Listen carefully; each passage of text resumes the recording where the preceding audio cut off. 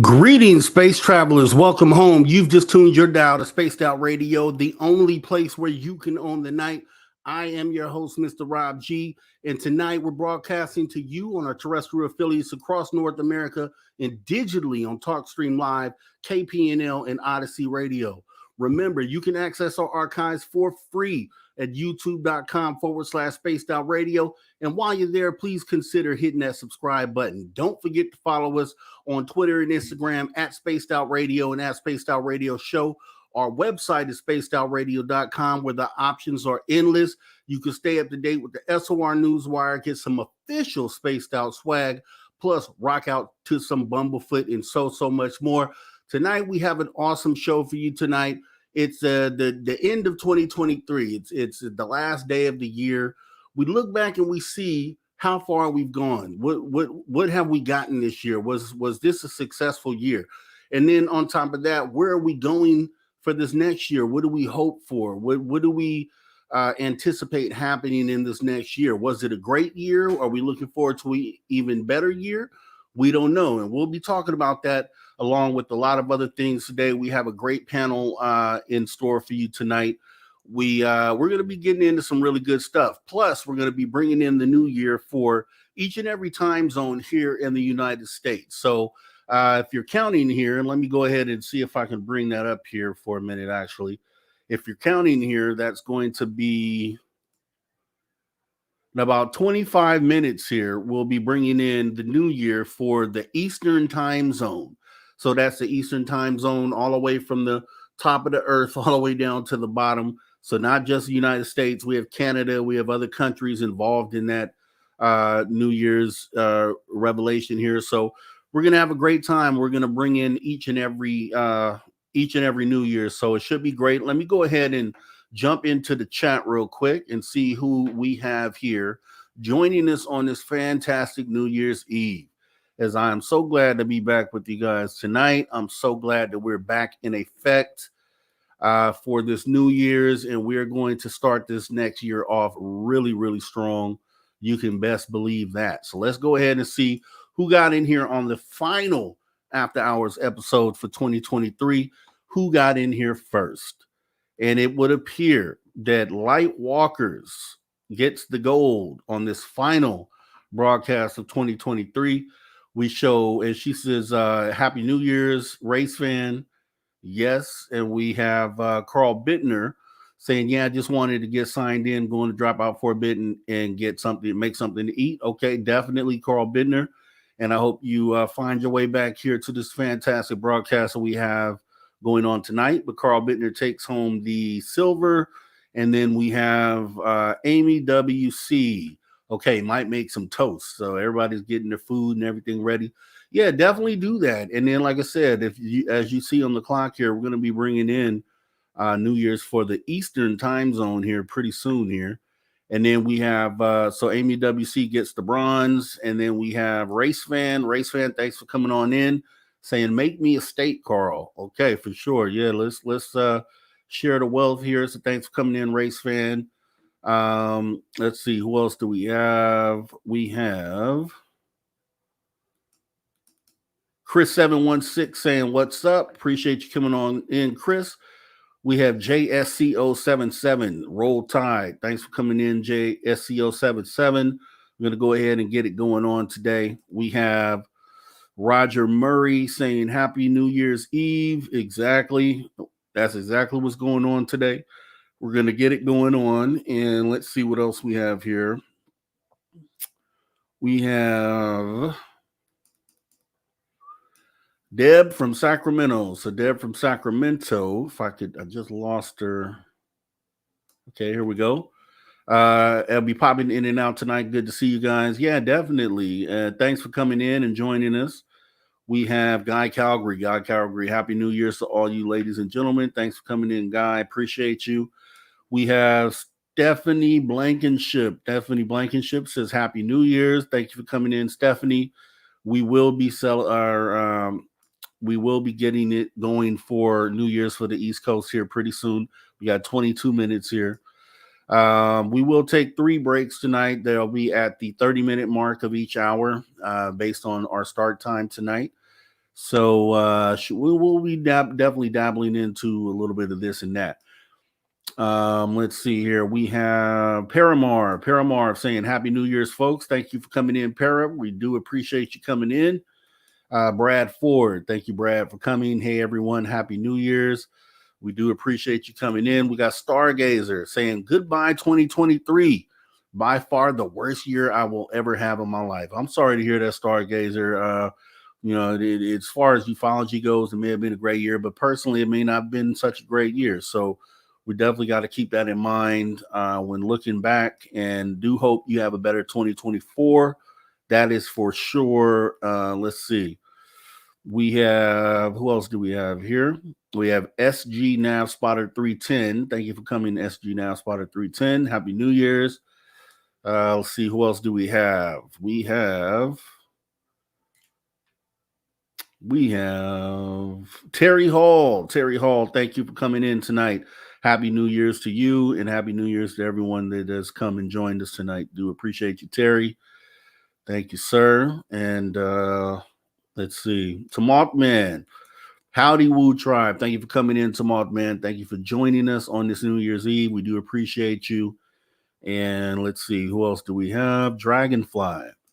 Dragonfly, Happy New Year, SOR chat. We do appreciate you, Dragonfly. Thanks for coming in. Let's see. And Joanne, greetings. Greetings to you too, Joanne. Thank you for coming in tonight and joining us on this fantastic broadcast tonight. We're going to have a great time tonight. The panel is going to be outstanding. Just legends upon legends tonight, and it's definitely going to be great. And let's see here. We have Anita saying howdy, folks. Thanks for coming in, Anita. We appreciate you. Paula Foss, Happy New Year's. Happy New Year's to you too. Thanks for coming in. And let's see. Ash 15. Thanks for coming on over. Happy NYE. That's right. New Year's Eve. We do appreciate you coming in. We're going to be bringing it in together tonight. Susan Alloway. If I can bring you up here. Hello, SOR. Happy New Year to you all. Thank you for coming on in, Susan. Should be a great time. Mr. B and Friends, Truth Seekers. Hi, everyone. Thank you for coming, Mr. B and Truth Seekers and Friends, Truth Seekers. Thank you for coming tonight. Do appreciate you. And Samantha Hazelwood Gray, Happy New Year's from me and the Doug Shelby. Definitely do want to appreciate you for coming on in here. Let's see. Okay, Ann B. Thank you for coming on in, and B. It's going to be great. Lavera Lucchini, thank you for coming in. Hey, Rob G and Chatters, nice surprise here. Yeah, it's going to be awesome. It's going to be awesome. We're going to be one of the only podcasts out here, UFO shows, trying to get it in for New Year's and bring in the New Year's with our viewers. And I think it's a special time. And if you aren't obviously out somewhere at a party tonight and you're at home, decided to stay home tonight, then this is going to be the best place to go ahead and bring in the new year. And we're going to do it with style, with some great minds and some great conversations. So should be pretty awesome. Let me see here. Let's see. Who else do we have? We have Facebook user. Hey, MisterRobGee. Hey, a Facebook user. Thank you for coming in. Totally glad to see you joining us here. Jimmy Gonzalez. Thank you for coming, Jimmy. And Skip to Malou. Best year, Rob. Yeah, we'll get into that. I kind of, as far as ufology goes, I'll say it's probably some there are good high points this year, but we'll get into that for sure. Let's see. Who else do we have? We have Philip Baca. Philip Baca. Hi, these likes. Oh, hit these likes. Yes, please hit the likes. We definitely need you to hit those likes. We're going to have a great time tonight. And Christine saying G is Robbie G. Well, G is Christine. Thank you for joining us, Christine. We're going to take it from what may have been a great year into hopefully an even greater year, but we'll jump into talking about that soon. We do have Angels Are Life. Thank you, Angels Are Life, for coming on in. Good evening, Rob. Do appreciate you. Let's see. Who else do we have here? I want to say Skip to Malou. I'm going to say Skip to Malou. I don't think we said your name yet, but thank you for coming on in, Skip to Malou. Do appreciate you. Let's see. I think we're almost done here. Okay, we got Mike Rivers. It's only 10:36. That time is wrong. Yeah, it depends on what time zone you're in. But here in California, it is 8:42. So we got about 18 minutes left. We'll be starting with the East Coast. So if you're on the East Coast, this countdown is for you. And then we'll move to each time zone after that. Let's see. Okay, the Crypto Hunters. Thank you for coming on in, Jessica Jones, Crypto Hunters. Happy New Year, everyone. Yes, definitely. And you can join the panel at any time, Jessica, if you want to, for sure. Let me know. The link is in the SOR chat on Messenger if you want to join us tonight, Jessica, for sure. And let's see. We have Magnolia V12. Thank you for coming on in, Magnolia. And we do have Ange. Thank you for coming in, Ange. Hey, Mr. Rob G. Tomalt Mandette from SAC Angels of Life and all the SOR family.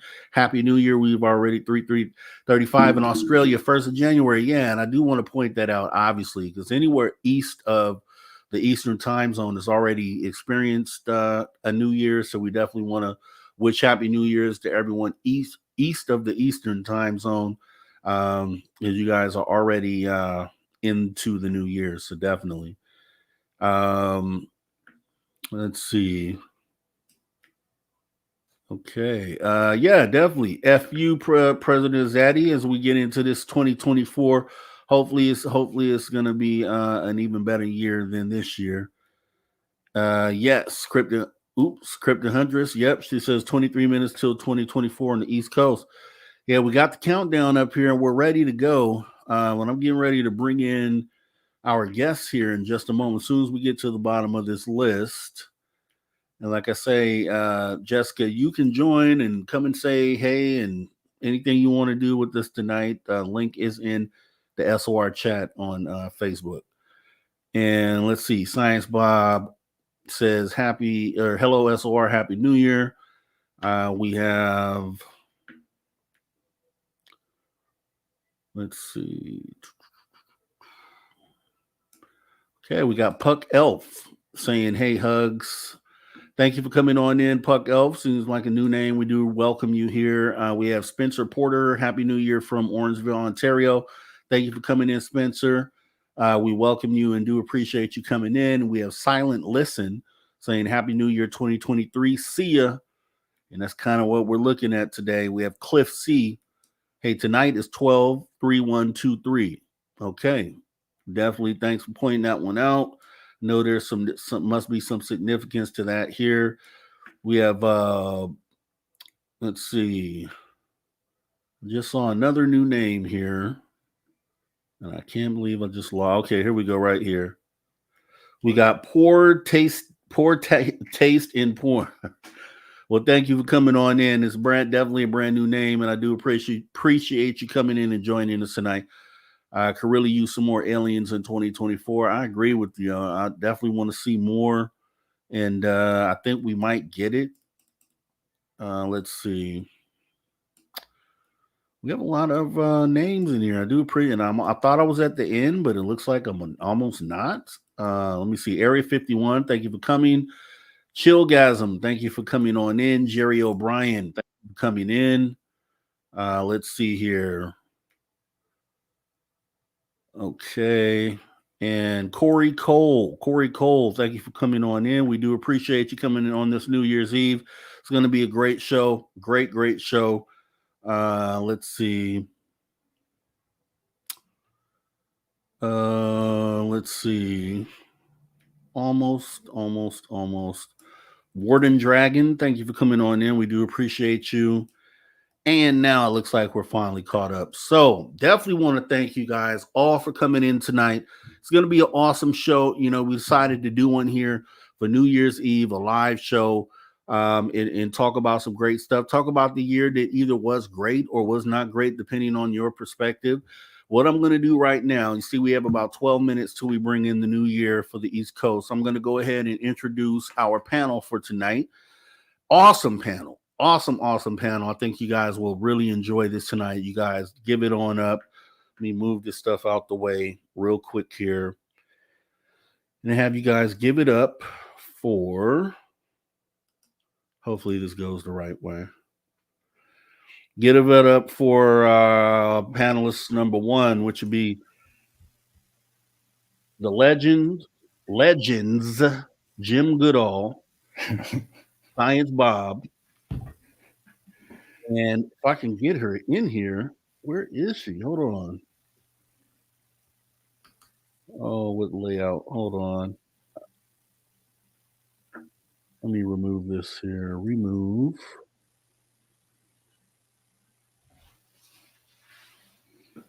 Okay. Is this not going to fit the fourth person here? Hold on.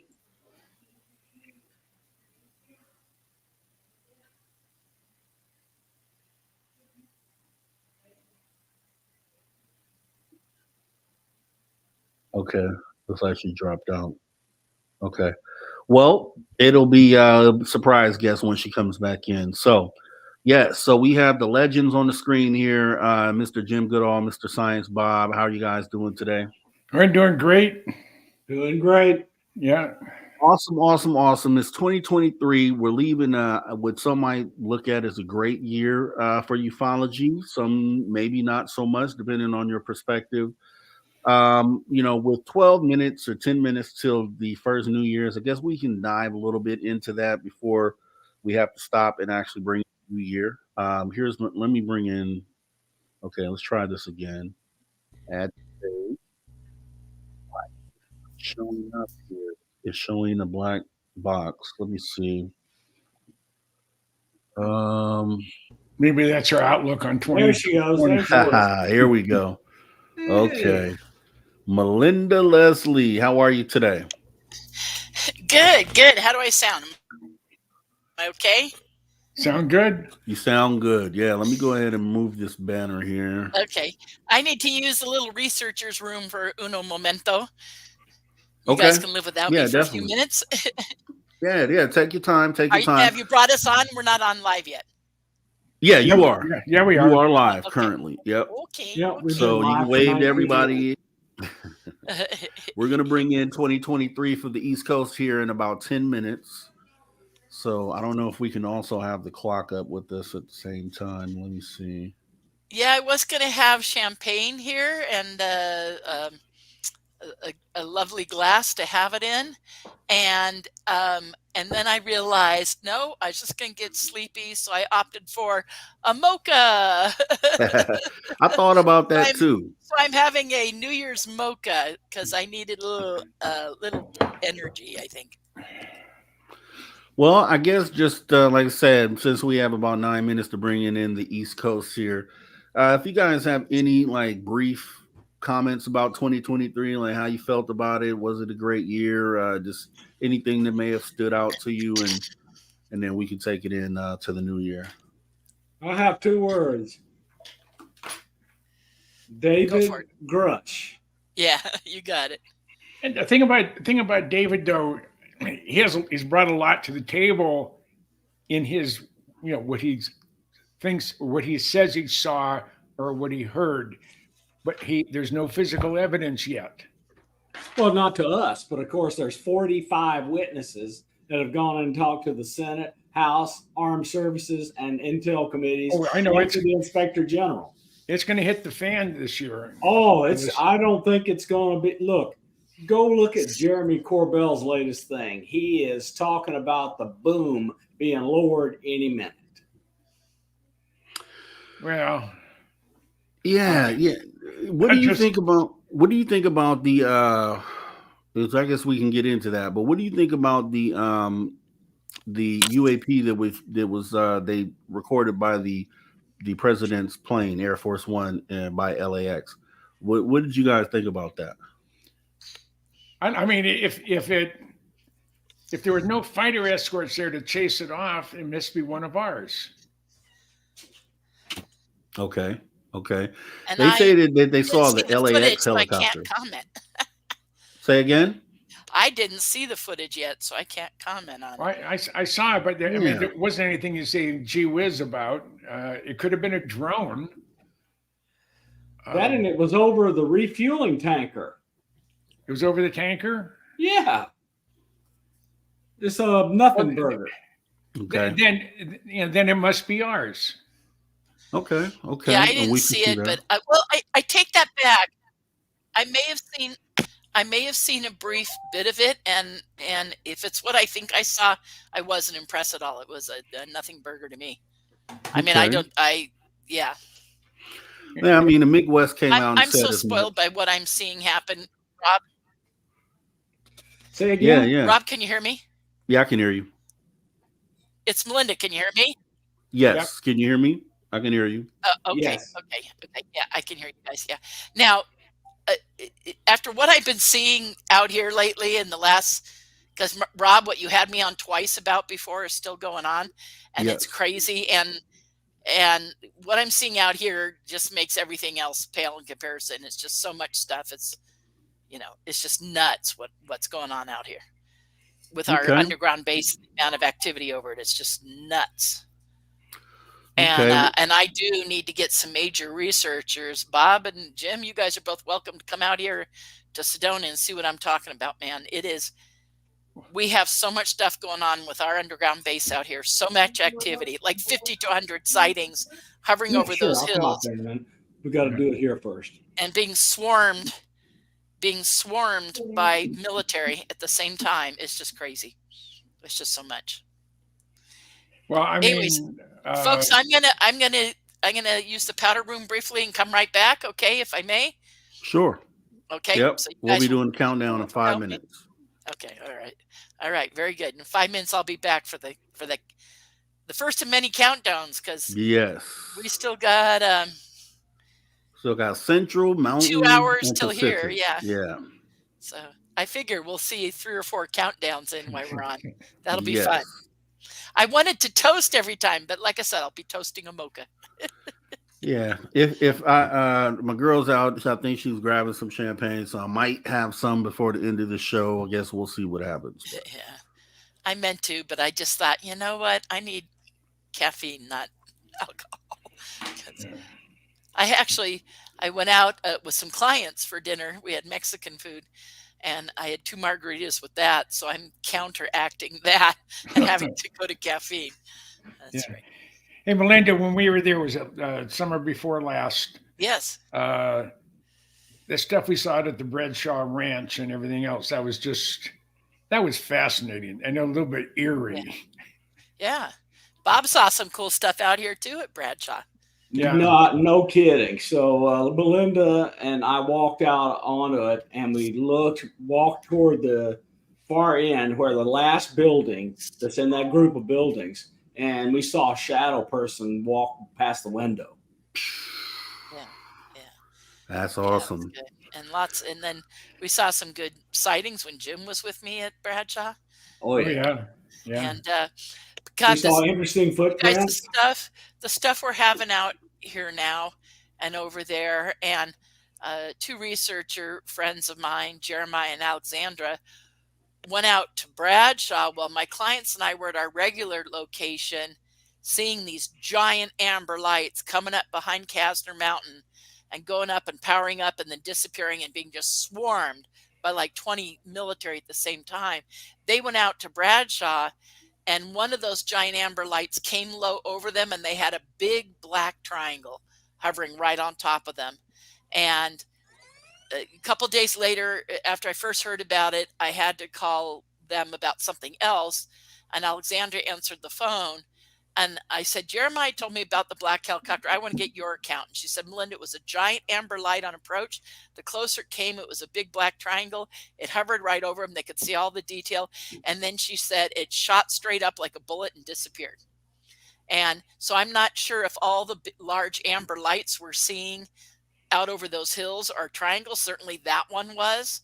I don't know if what we're seeing are discs or triangles because we're a little too far away, but we're getting giant amber lights powering up, big plasma field, and then disappearing, and just swarmed by military jets and helicopters at the same time. It is phenomenal. Rob's had me on twice talking about it. It's still going on. I invite any serious researchers in the field, come out here. I'll even take you out with me for free. It's not about the money. It's about the fact I want you to see us. Now, some listeners, and some of them may be listening tonight, some people that have heard me on Spaced Out Radio, and I was on with Connie Willis on another radio show, Coast to Coast, and I've done some other podcasts and whatnot. I've had some of those people show up and go out with me and see it. So those that have gone with me and seen it, they know, and they're like, oh my God, you're not kidding. This is phenomenal.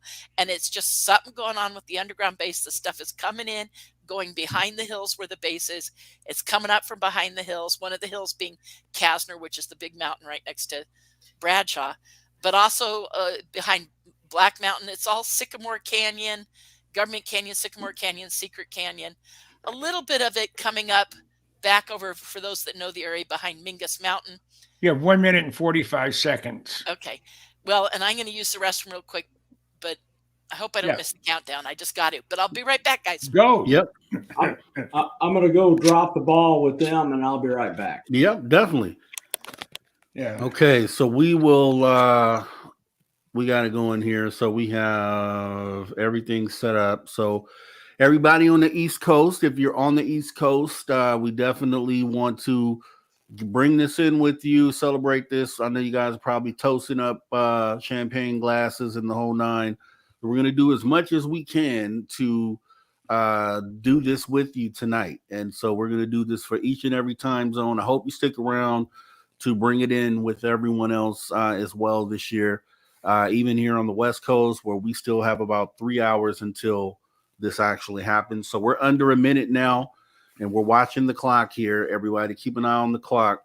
We are pretty excited to see 2024 come in. It was a great year. 2023 to me, in my perspective, I don't know. What do you think, Jim? Was 2023 a great year for you? Yeah, there was some incredible events happened to me personally. And it overall, considering how expensive it's gotten, it was a good year.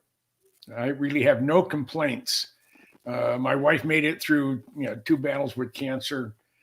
Okay, here we go. Let's get it in. 9, 8, 7, 6, 5, 4, 3, 2, 1. Happy New Year's. Happy New Year, everybody. Happy New Year's on the East Coast. We do appreciate you guys. But we're gonna all things on for you guys tonight. Hopefully 2024 is going to be a better year for you. Whatever your New Year's resolutions are, however 2023 treated you, I hope 2024 is a lot better for you. And I really do hope that you get what you want or what you wish for in 2024. And hopefully we see some UFOs here in 2024. So, here we go. If I knew all the words, I would sing this with you guys, but I don't, so I won't try it. But I definitely want to wish everyone on the East Coast, Eastern Time Zone, a happy New Year, a great 2024. And remember, you have to look forward. You have stuff behind you that may not have agreed with you or may have harmed you or inflicted some type of emotional pain, or in some cases joy. But that's behind you. Can't change that. You have to look to the future. I'm so excited about 2024. I can hardly stand it. And I have a lot of reasons, both in my writing, in the UFO spooky equipment category, and the jungles of Belize, but we'll get into that at some other time.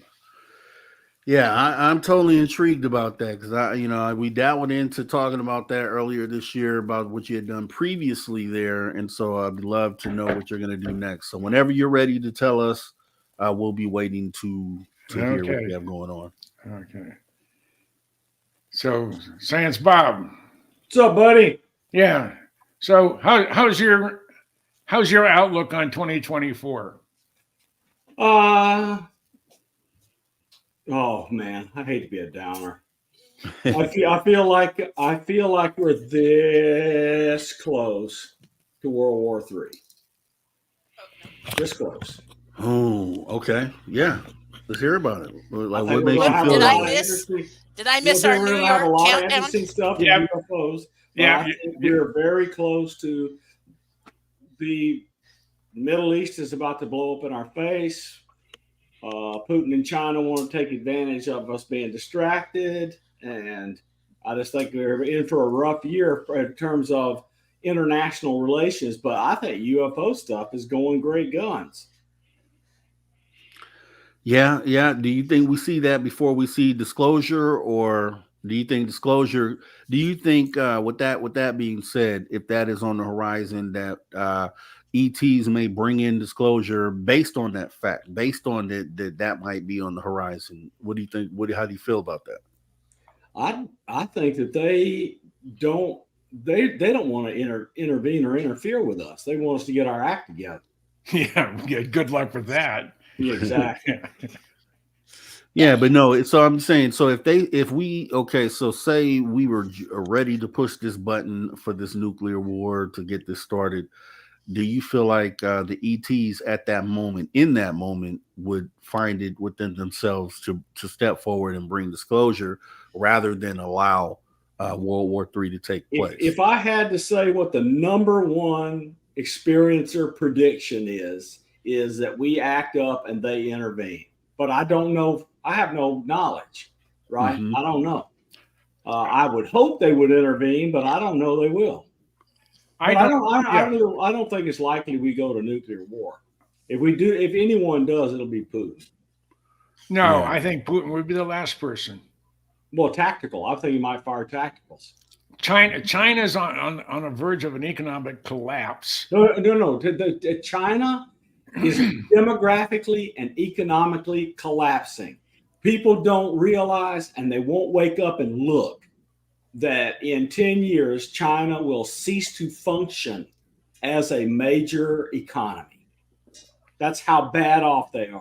They got no people to work in the factories. They built 50 cities that have no people in them. I'll tell you guys what I've been getting from Spirit. This is what I've been getting. Economy's going to go up. It's going to be robust. Nothing worldwide is happening that hasn't happened continually every 5 or 10 years for the last 50 years. We're in just another cycle. It's going to look like all the other cycles have looked for the last 50 or 70 years. And so I think we're going to just get more of the same. With the big differences, and it will change everything, is as disclosure moves forward. It's not going to be the big D yet, but I think we're definitely getting an increase. I agree with everything you guys already said, an increase in whistleblowers coming forward. We're going to have more senatorial hearings. I think it's going to be a great big year for disclosure. And lots going to happen over the next year. I think that will change the world politic. It'll certainly change our political view. And I think we're going to have a lot of shakeups in our local politics. I think we're going to be so caught up in disclosure in our local politics. You got to be kidding me. It's a 2024 presidential election, and the last one is on trial. I mean, it's just going to be a mess. Yeah, it's going to be a mess. That's what I'm saying. That's going to take our time and energy. And thank God the rest of the world's got their own problems. I don't see any nuclear war or anything going on anywhere else in the world because they've all got problems. They're all trying to make it economically, and they're waiting to see how we're going to shake out things here. So they're not going to move forward with any big financial decisions or whatever till we get our act together. And we're not going to get our act together till the very last minute. I think we're going to go through so many changes next year politically. And I think disclosure's moving forward, and it's going to become part of that discussion. Thank God. That's what I think. That's what I keep getting. Yeah, I mean, that would be, like I say, it's because we can only speculate on the outcome in that scenario. It just like Bob says, though, a lot of the times, the common thought is that the ETs will intervene in a moment where nuclear war was presented, and I'm on the side where I feel like because it's hard to say, because if it depends on why they're here, and I guess that's the bigger question, is if we can figure out why they're here, then we probably could answer the question on if they would intervene in this moment. So if you had to guess, why do you think they're here? Like, what would be one of the reasons that you would think they are currently here? What is their purpose? Maybe they are us 2,000 years from now. Mm-hmm. That's a good one. So you're in the time travel. Yeah. Okay. Well, I wouldn't rule out anything since we don't know the answer. Mm-hmm. And if it is us in the future, we're here to save ourselves. I mean, it's to change the outcome so we don't look like bald gray guys in the future. It's like, I don't think that was desired, And so, I just think we're, I was discussing some of this with some people earlier tonight, as a matter of fact, and over the last couple of days. You can't rule out what's going on with the hybridization program, and that intermarrying of that new greater development in psi abilities intermingling with the genetics of the human race and exponentially growing is shifting us in consciousness. And maybe that's why all along, when you say, why are they here? It's the hybrid program. What was the hybrid program about? Well, so many hybrids are being born here, living here, being raised here, and now are adults, and are producing children and stuff. You go, wait a second, there's an exponential change in our genetic makeup. What if that's about, and it's just a big what if that's about shifting our consciousness? And this is about a consciousness awakening in the human. And all these little tiny skirmishes and stuff worldwide are just stuff. They've always just been karmically. It's just stuff coming up to be released and healed so that we grow. We are in the new age. We are in the Aquarian age. It is changing. And I don't know why I'm so blurry, you guys. I don't know what's going on with my camera. One of the things that's really going to take off, I mean, people think it's taken off. It hasn't really taken. One of the things that's really going to take off this year is artificial intelligence. Yeah. Okay. Gonna be an explosion. We're going to have humanoid robots and all sorts of stuff. You said People do not understand how different next year is going to be from last year. I mean, Tesla has humanoid robots coming out of a factory by the hundreds. Yeah, and the robots attacked one of the workers there at Tesla yesterday or the day before yesterday. Oh, and really? Injured them. They had to shut down. They had to Well, shut down. that was not a humanoid robot. That was a robot factory piece of equipment that malfunctioned. I thought it wasn't one of the robots. It was a robot, but it was like a big, gigantic machine. Okay. I just read the text. I just read the text. I didn't see any photos. Yeah. Even so, that's still scary as well. So, what I keep getting on that is there's going to be a lot of regulation. So even though something will look scary, there'll be a lot of, it's a shame we're so consumed with the politics and the infighting of right and left, Republican, Democrat, etc., because there are major things that are being ignored and not voted on that Congress and Senate need to pay attention to. And I would put on that list many things, but one of the things on that list is AI and its proliferation and laws and restrictions on AI and its use and where, et cetera, et cetera. And these are things that need to be considered that I think Congress and the Senate are so preoccupied with so much nonsense that there's so many things not being addressed. I think there's things with shipping and high-speed rail and medical technologies and I think AI is going to help with all of that. Yeah, well, and that's the upside. So it will, but there needs to be regulation and everything, and I think that's going to become. I don't think Congress as a whole can grasp what AI can or cannot do, and there's an evil part of AI.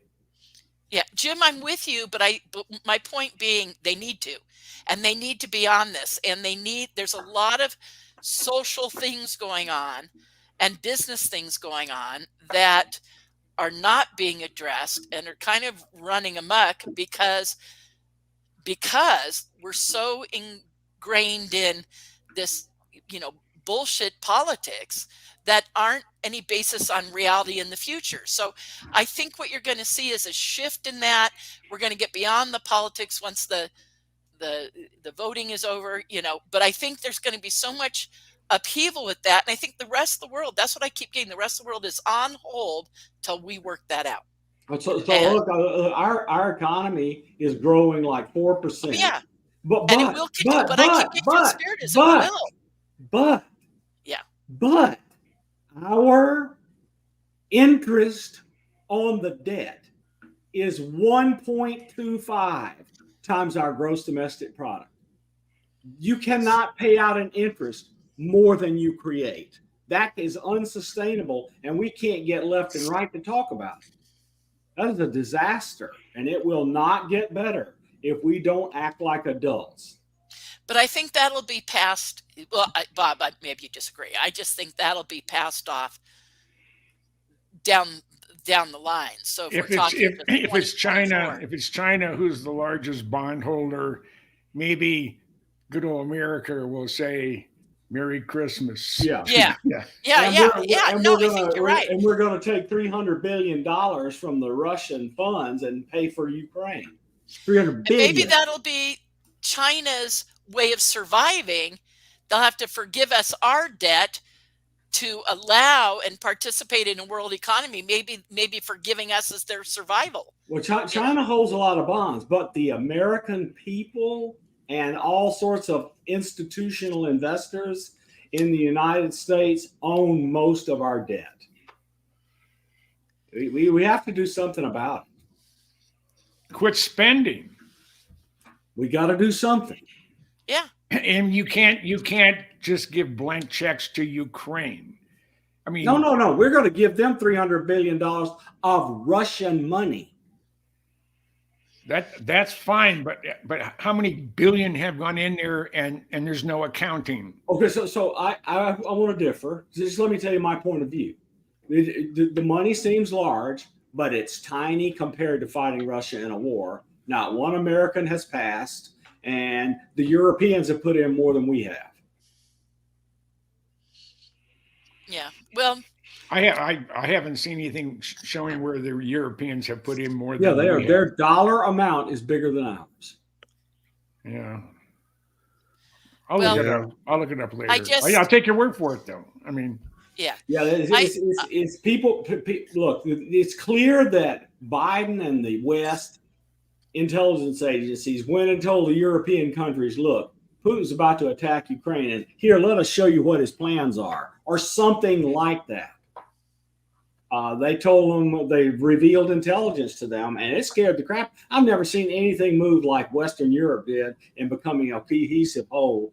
Sweden and Finland joining NATO after never doing it. These are big deals. What I'm telling you is there's so many distractions. I don't see how disclosure rises near the top.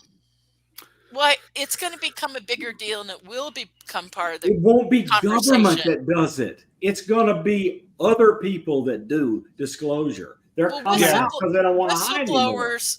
Bob, whistleblowers forcing the hand of Congress and Senate to have to pay attention, like already happened. It's happening. I mean, imagine already. David Grush times 5 or 6. There's more than that. We needed times thousands. It's more than that. It's more than that. Jim, ultimately you're right. I agree with you there. We need more. The names that Grush talked to that we don't know yet.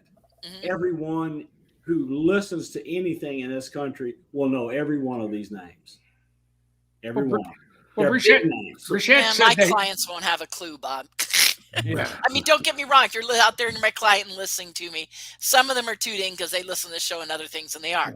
But I'm saying 80, if not 90% of my clients, they have no idea about any of it. No, I'm not talking about the disclosure content. I'm talking about who is going to come out and say, we're here to tell you the truth. There are names every American has heard of. I think you give people too much credit, Bob. I don't think they've heard of them. I don't know. Most Americans can't even tell you the name of the president, the vice president, or congressmen or senators, or who the representatives are. Directors of agencies are known to a lot of people. Okay. Not that many, Bob. You operate in those circles, Bob. To you, it's common knowledge. To 98.8% of the rest of the U.S. population, they don't have a clue. Okay, but I guarantee you people in political and intelligence, et cetera, reportage from mainstream media, they will know every one of these names.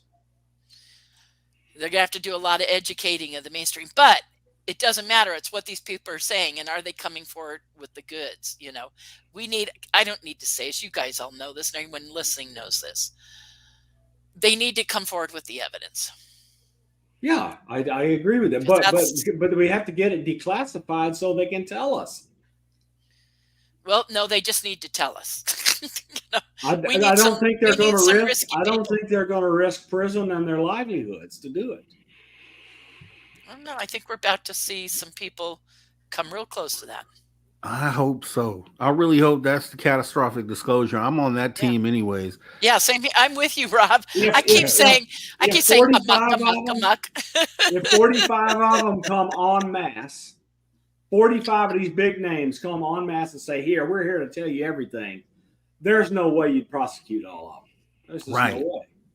Right. And so that's where and then the thing is that, and obviously you would hope that this would be the case, but you would hope that the people, the general public, would be behind someone who would come out and whistleblow on, or even break an NDA on things that actually didn't pertain to government secrets, but pertain specifically to these UFOs and what they are, and just to that alone. I think you would have the public stand behind you on something like that. And I'm just hoping that a whistleblower behind the scenes is kind of coming to that realization that, okay, maybe I step out here and I risk it, but the people get behind me and stop me from being prosecuted or raise some kind of ruckus as far as that goes. And I think that there's a group of us that would probably do that, that would stand out there and behind someone who took that stance or who actually did that. So I don't know how you feel about that, but I believe that there is a subset of this community who would be willing to step out there behind the person who took that chance. Well, if they went through the IC, IG or the Defense Intelligence IG, one would hope they've done the proper steps that they're already okay. I mean, look how far Grush went. He didn't go all the way. Now apparently he's being freed up to tell more about what he actually knew. He definitely say is. more. He's constantly gone back for Dopser multiple times, and they're letting him say more and more. Because the real problem we have in the Pentagon is senior leadership is adamantly opposed. Secretary of Defense Austin does not want disclosure. Yeah. He is a big opposition. Well, but if they have whistleblower protections, what can those guys do if they have the IG protection? Well, that's different than coming out and telling everybody everything. Disclosure means you go tell it in secret. That's what whistleblower means. You go tell. Yeah, but Grush did a lot, and with as much as he didn't say, he still said a lot. These guys can still say a lot. Seen anybody else have the courage. Then they'll get media attention behind them, like has happened with Grush, and they start to get media attention, and that builds. And I'm waiting for some people to show some courage. When I see that, the original whistleblower was Bob Lazar. Yeah, that's right, Bob. Well, he was the original leaker. I mean, Jim, a whistleblower is a legal term. Was. Bob was a leaker. He did that to save his life. I know he did, but there's a difference. A whistleblower is an official name. It's legal. It's written into law. Well, he decided to blow the lid off of the UFO. And he did, and good. I'm glad he did, because we all learned about Area 51 and a bunch of other stuff because of Bob Lazar and George Knapp. Yeah. At least if we get these people that Grush talked to coming forward, and the gentleman that James Fox was quoting in that letter, that the guy was involved specifically in programs himself, and he knows locations and everything.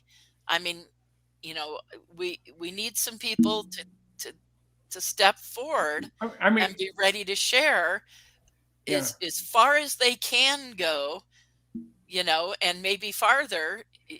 I'm not telling them to risk prison, but at least go as far as Grush did. I mean, if you had 5 people doing what Grush did last year, we'd be on a whole new ballgame. Because look at the attention especially he got the big names, from senators, and congressmen.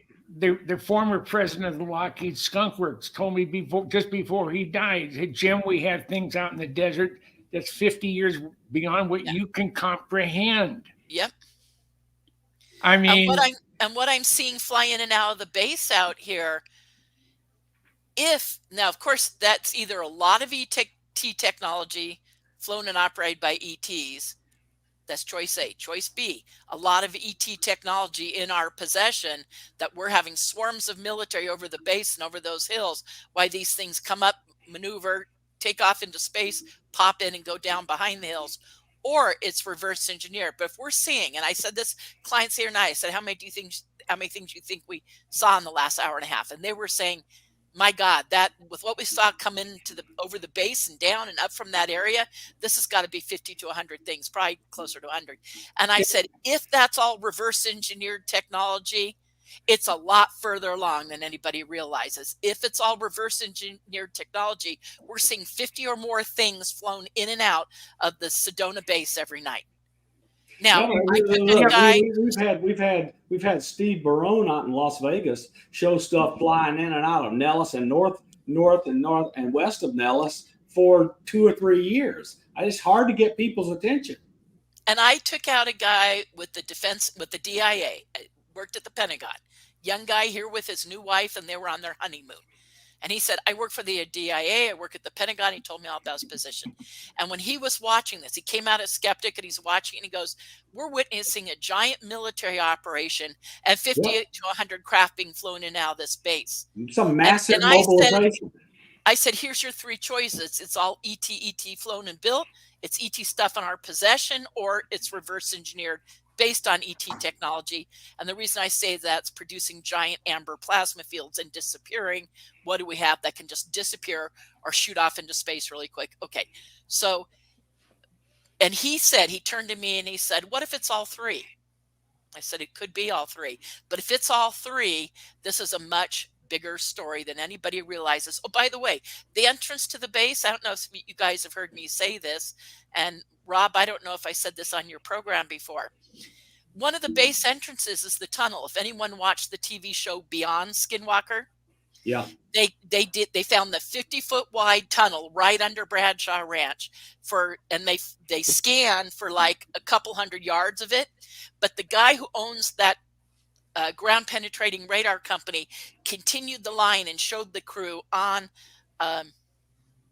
Google Earth, and it goes right to the cement processing plant in Clarkdale, and then goes under Bradshaw. That'd be like in the middle, and then it goes out under both Kasner and Secret Mountain. Okay. Well, but Detective Melinda Leslie needs us to tell us who owns the cement plant. I'm telling you, that's what I'm saying. Let's go. So I did some research.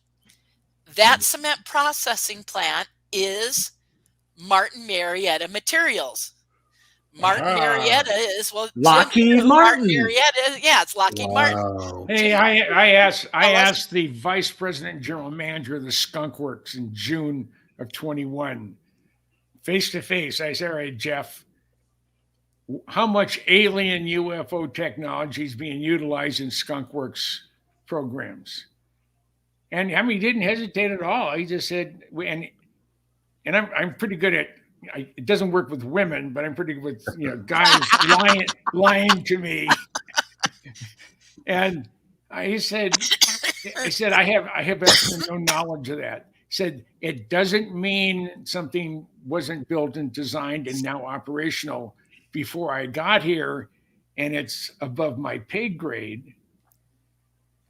But everything we're using today is, from here. This is according to him. Tunnel entrance, if that, 100 yards of 50-foot wide tunnel goes to the cement processing plant straight, you draw a line, that's where it goes. If that's where the tunnel entrance is, that's Martin Marietta Materials. And when I did the research, Martin Marietta Materials, who owns the Clarkdale cement processing facility, Martin Marietta Materials is owned 81% by Lockheed Martin. Well, no, and the other interesting part of the story is also a lot of the people you've gone with have tried to fly commercial drones over that area and tell what happened. Yeah, well, the TV show even did. They were flying out drones. They all come back, secure airspace, but there's nothing officially registered now with that area being secure airspace. And all the drones shut down and come back to their The coordinates are blocked out in the firmware. The firmware and the drone won't fly. And then when they sent out radio signals from the show and all these different kinds of electronic signals, it all came bouncing back, and they could hear themselves and everything they were saying repeating over and over again. In other words, someone was letting them know you are being listened to. And everything they were saying was coming back. All the drones came back. All the laser stuff came back. And then this tunnel goes to the cement processing plant and out to Secret Mountain, and Bradshaw's right in the middle of it. And again, that tunnel entrance location, that building, and that whole facility, Martin Marietta Materials is owned 81% by Lockheed Martin. That tells me that tunnel entrance is owned by Lockheed Martin by 81%. Wow. That's pretty crazy. What we're going to do, because the way the show is working, we started at 30 after or half after the hour. So we're going to take our breaks at half after the hour. So right now, what we'll do is go ahead and pause for a break, and we'll be right back as we jump into just various topics and questions as we celebrate 2023 moving into 2024. Hope you guys have a great new year, and I hope you have some great resolutions as well. Maybe we'll hear some of those going forward here. I wear my sequins for New Year's. there we go. So, and hopefully my champagne gets here before the end of the show. My champagne sequins. But outside of that, you guys just kick back. We're going to take a break, and we will be right back.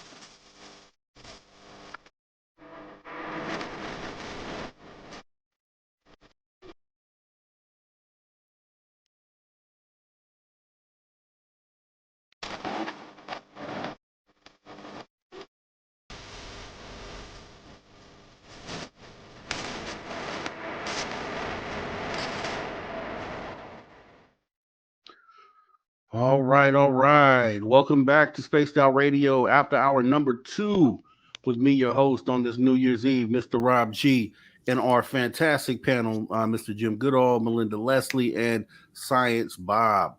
We're going to be jumping into just various things tonight, and we're going to be talking about 2023, what it was, and what we hope for 2024. There's a lot of things I hope happens for 2024, but one thing I do know that's happening in 2024 is the SOR Fan Party, May 10th through 12th, 2024. The itinerary goes as follows. On Friday, you're going to have Jessica, Dave, and myself hosting 1 hour each Then right after the broadcast is going to be the VIP party.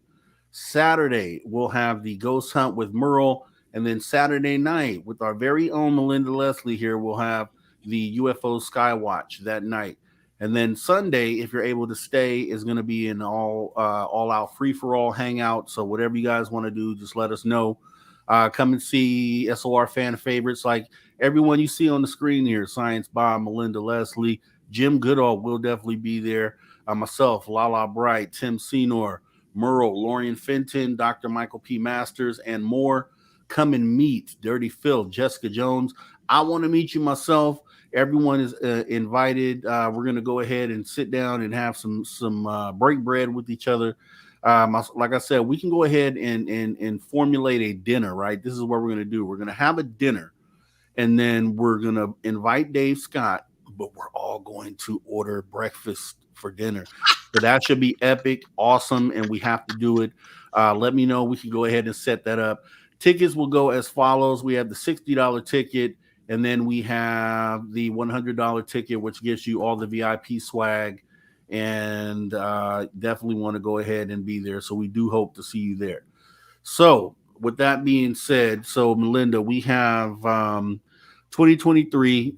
Again, the year this is how it kind of panned out. So we started with the UAP report. So it started for me. This is how my perspective of it was. So it didn't start out with the bang.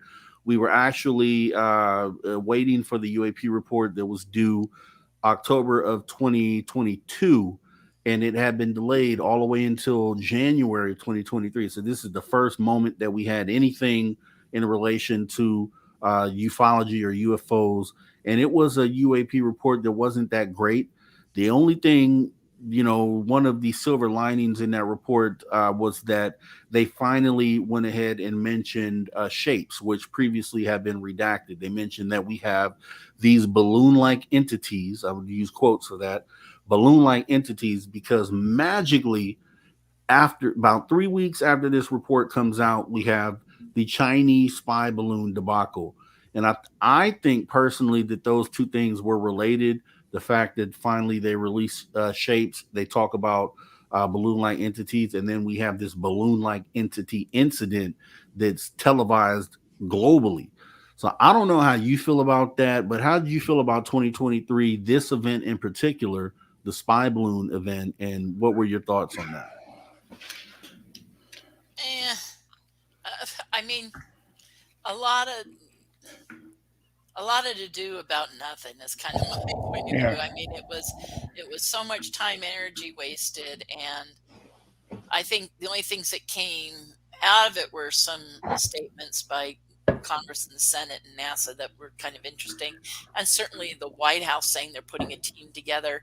But then even after all that kind of cacophony of stuff was happening, it still kind of died. Nothing came of it. And it was like, what?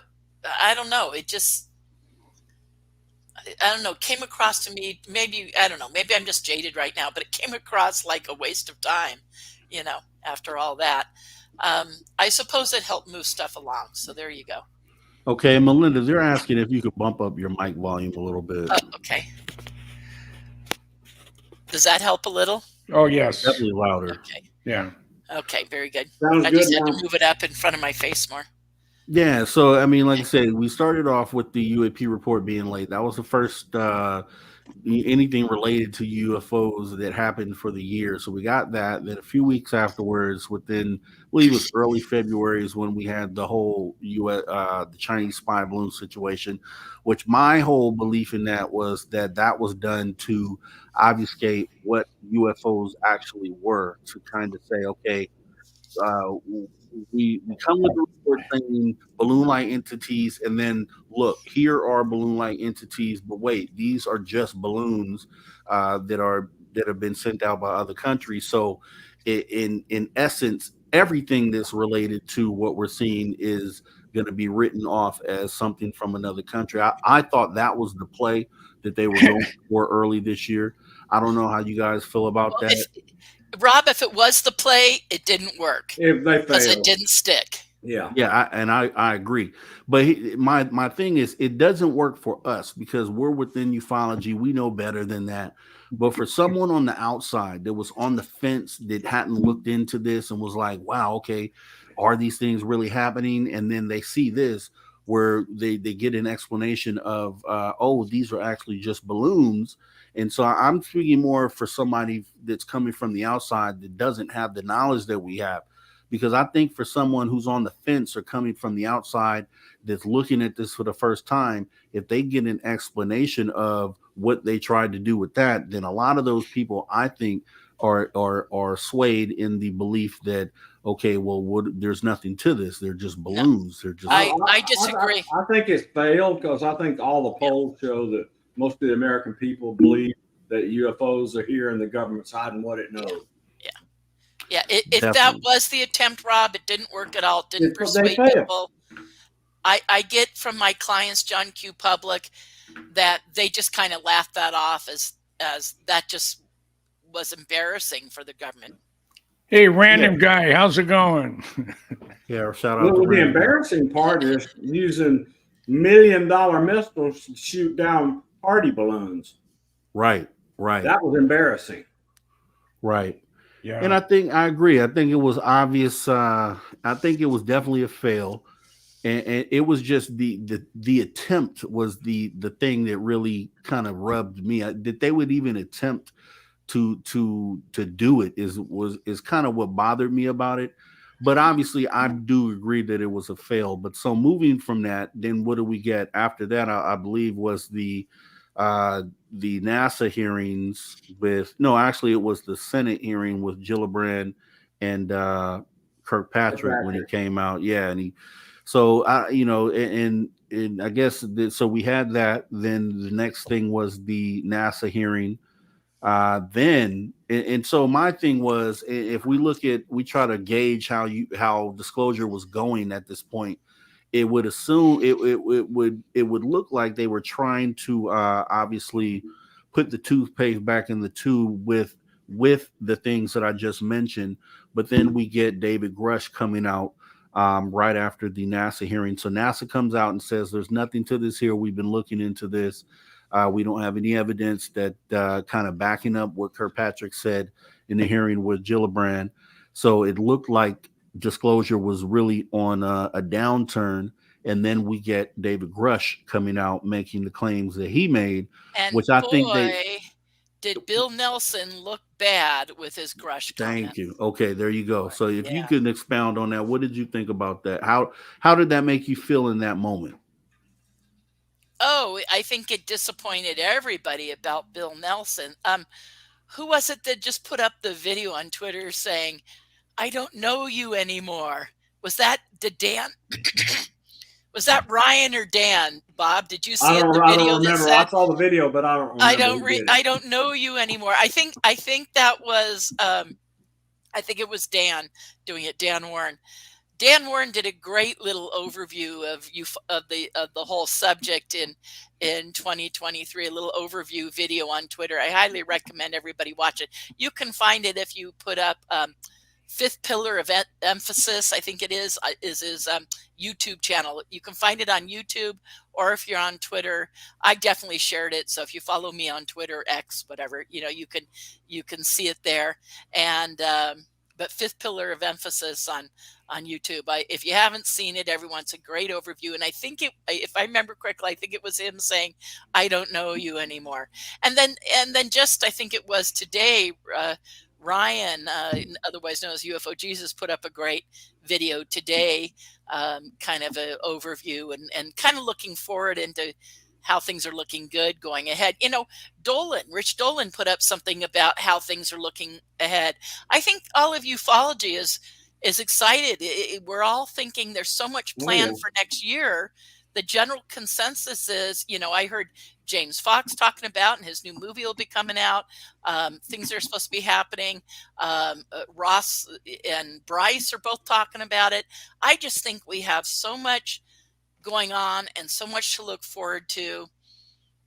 minor setbacks this year, but so many leaps forward that it was only the very end of the year that seemed like a setback, but yet it wasn't. It was just kind of a speed bump in the road. And I think it taught everyone in the field to be realistic. You guys tell me what you think, but that's what I think. I think it made everyone just realistic. This is a long haul process. You know, it's a process. Yeah, but the long haul's been going on for decades. But I mean, well, but Jim, the last 6 or 7 years has been a huge increase, and certainly the last year there was so much. I mean, moving forward. So yeah, with everybody running around with one of these things that have, you know, the newest ones have some incredible resolution. But I mean, even in what government's doing, Jim, with the Senate and the Congress and the statements they've made, and the hearings and more hearings coming. The work of all the people bringing us the current disclosure, the work that they're doing, and whistleblowers coming forward. It just seems like it's kind of steamrolling, and that was just a speed bump. That's all that, you know. But mostly it's been vaporware, because you really can't put your hands on what they're saying. You have to take someone's word, Grush's, but there's movement forward. It's talk. I've been in the field 35 years, Jim. I never dreamt in a million years that we'd have Senate and Congress talking about it. Yeah. And we do, you know, and Bill Nelson of NASA. I mean, this is being talked about. People are mentioning crash retrieval as if it's factual, you know. I mean, this is a big change. And again, I think so much is slated to happen next year. I can't imagine anything really backsliding. I think it's just going to be to what degree we're going to move forward and how fast depends on what rule comes out and what, you know. I think so much is slated to happen that if any of it happens, it's going to be movement forward. That's how I see it. And I think 2023 was a lot of movement forward, with the exception of the very last month and the gutting of the NDAA and, you know, what unfortunately happened, but it wasn't a total loss. And the fact that it was even in there, you know, so I don't know. I'm optimistic. You guys tell me what you think. I'm very optimistic. When I was at the disclosure event this summer in DC with Dr. Greer, and chatting with him, and he also said it, I think he said it during some of his talks, is that he has over 160 whistleblowers on tape, on videotape, or however you want to say it today. It's all ones and zeros, but on videotape, saying where stuff's at, what they've been doing with it, what it's capable of doing. But also, was it Tim Burchett from Kentucky? Yeah. Tennessee. He indicated here just recently that we're not ready to see what he has seen.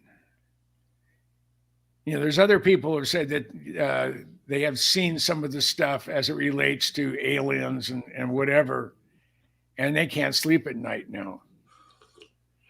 So I don't know what that is. I don't think the world should fear the aliens, because if they wanted to wipe us off, the face of the universe, I mean, my gosh, they're going across the universe, or wherever they're coming from is not down the street. And they come and go at will. And if they wanted to put an end to Earth as we know it, it would be like the Death Star, taking out one of the planets. Yeah. So, yeah, I mean, again, I'm with you, Jim. I don't think there's anything to fear. I think what they can't sleep at night is not of fear of ETs. I think it's at like I said, like what I'm witnessing out here, it's how big it really is. How many crash retrievals, how much reverse engineering, how much of a presence. It's a bigger story than anybody realizes. It's a bigger story. There's more to it than anyone realizes. God, don't even get me started on abductions and MILABs. I mean, this is a bigger story than 99.9% of people on Earth have any idea. And certainly Congress and Senate, when they start to figure it out, go, whoa. Yeah. Well, I mean, look, John Mack and Bud Hopkins, they did some really good statistics. And millions of people have been abducted. That's millions. Right. That's right. And we have no, and our governments have no control over it. But what if we're talking not 2, 3, 4, 5 crash retrievals? What if we're talking 200 crash retrievals now? What if we're 2,000. talking reverse engineering going on at all the major aerospace companies in the tunes of billions of dollars off the books, trillions of dollars that you don't know about? That's why I'm saying this is a bigger picture. Heads are going to roll. There's going to be multiple political things about it. There's going to be court cases from now the rest of eternity on this subject. This is a bigger picture. This is the biggest picture to happen to humankind in its history. Period, bar none. Yeah. Yeah, I do but agree. the deal is I'm going to just say, looking at it on the other foot, it doesn't help anyone to destroy all the institutions of government that we actually do need, like the Department of Defense and the intelligence community and so forth. So there needs to be some plan for how to handle all this. Well, they're failing at that, aren't they? And we may get catastrophic. Yeah. Tongue tied. Catastrophic disclosure. My because opinion, controlled disclosure is failing. My opinion, that will be a disaster.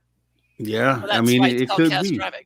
Well, it could be, and that's the thing. See, the government has a chance to do this and still save face as far as keeping the trust of the people. They still have a chance to do that. Now, it's going to be up to them in the end if they go through with that, or if they continue to obfuscate, and then we get disclosure another way. So, thing is, disclosure has to come. But it can't be a 40-year plan, a 20-year plan like they're trying to do with this controlled disclosure. Granted, I would love for them to have some sort of power structure at the end of this. On the other side of this, it would be beneficial to do so. But if it's going to be for all the wrong reasons, then I'm against that, because as far as it stands today, the power is there to as far as for war purposes.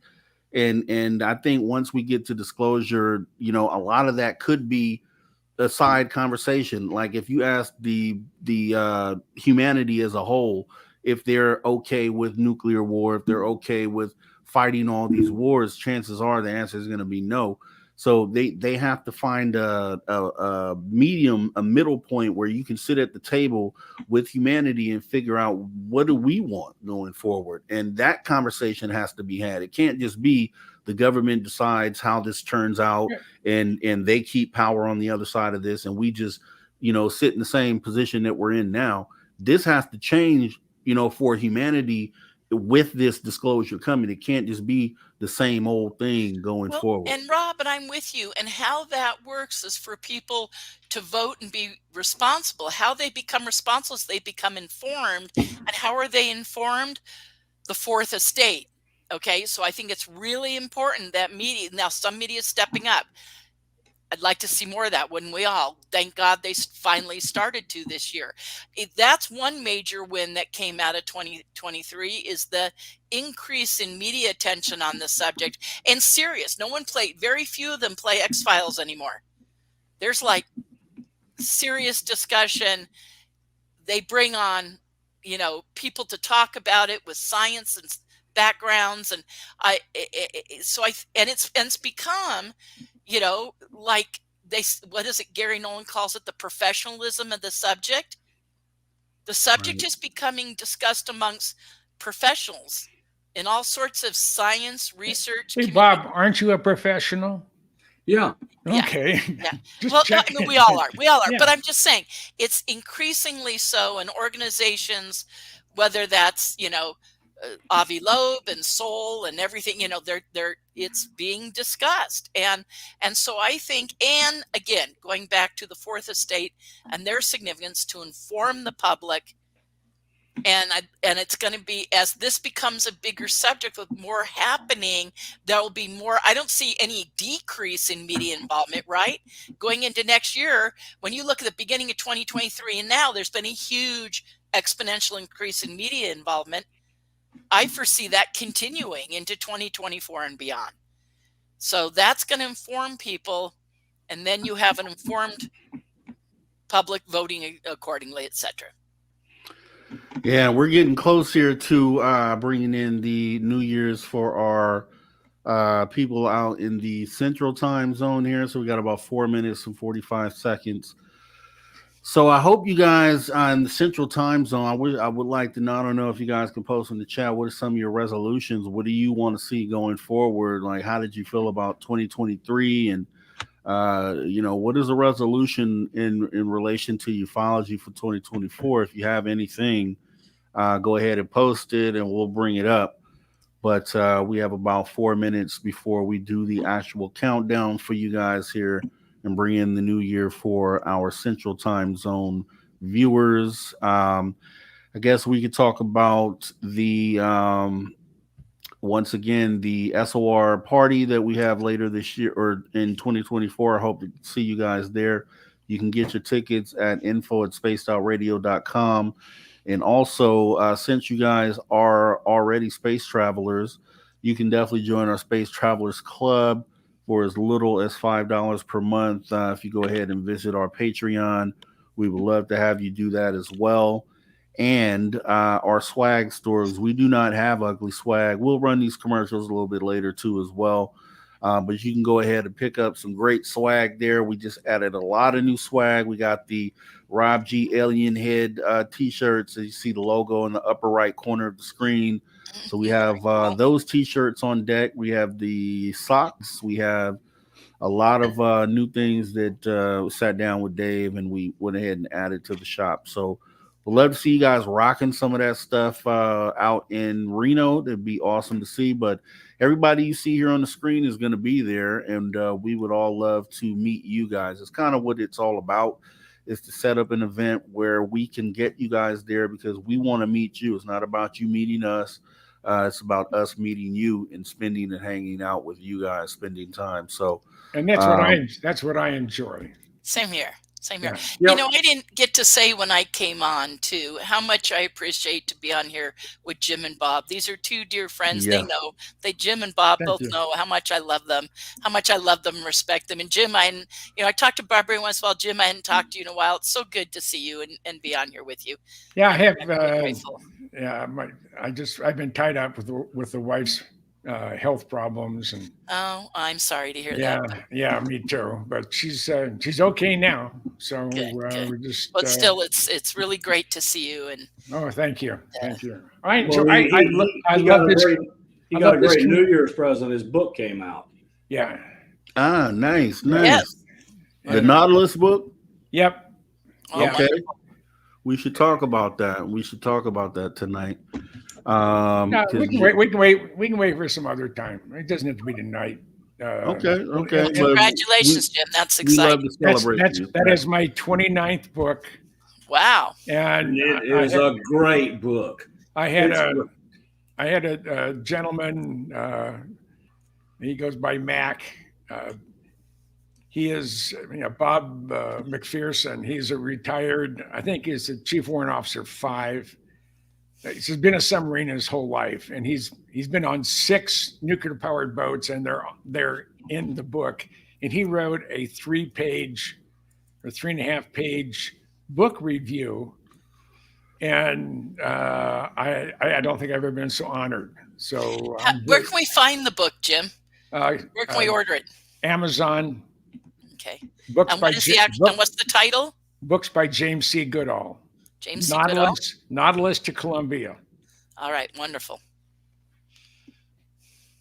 All right, and it looks like we had a viewer asking what hotel in Reno.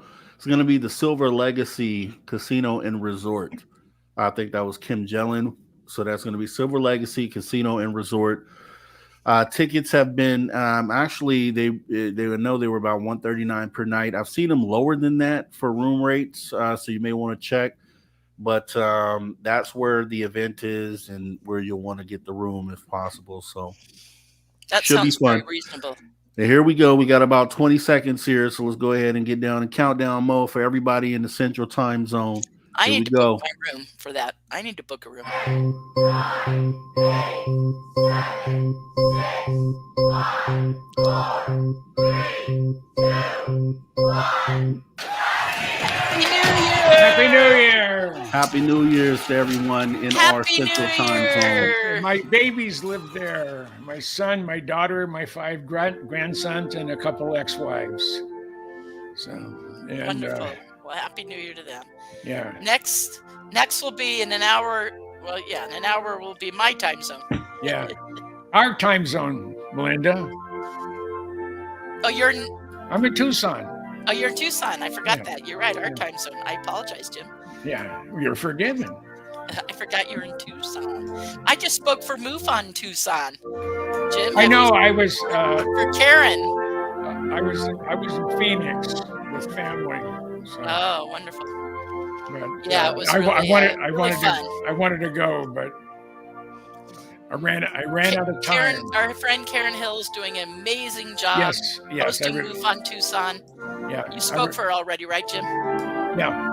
Yeah. Yeah. She's doing a great I really, job. I like her. Yeah. Yeah. Yeah. She's doing a great job.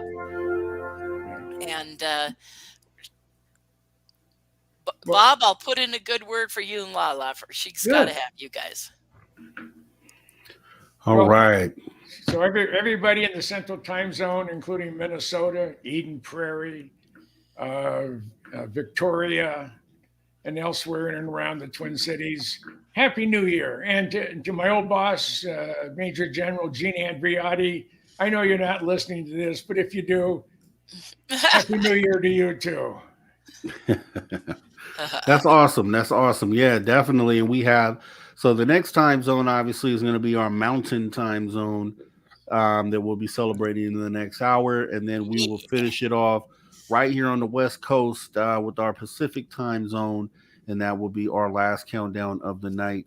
We are so happy to be able to spend this New Year's with you guys, our viewers. Very awesome thing. Don't think there's a lot of people out there doing this tonight.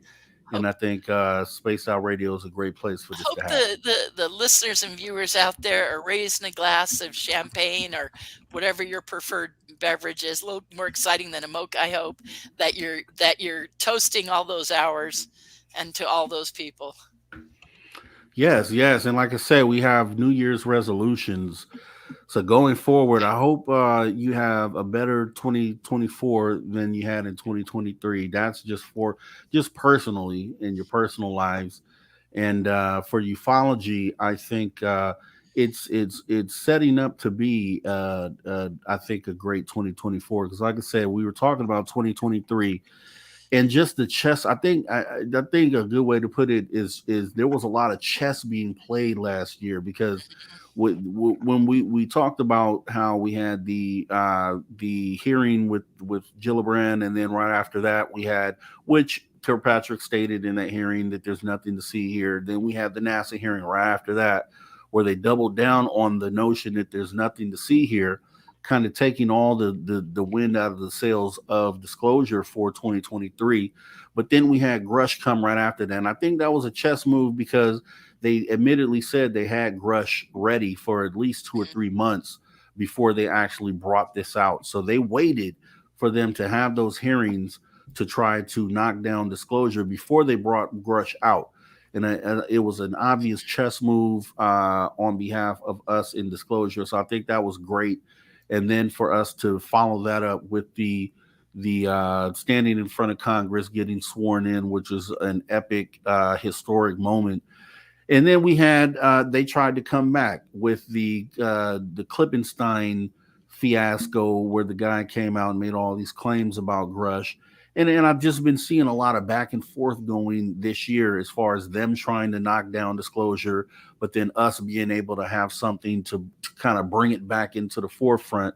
And going into even ending off this year here, we had the amendment kind of get dismantled essentially in front of our eyes.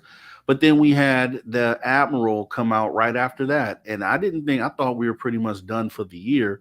But then within the last week of this year, last 2 weeks, we had that Admiral come out and say basically that we have not only been in contact or that we have these crafts, but we've been in contact with these guys, like actual contact, and maybe even discussing things with them. What did you guys think about that when you heard that?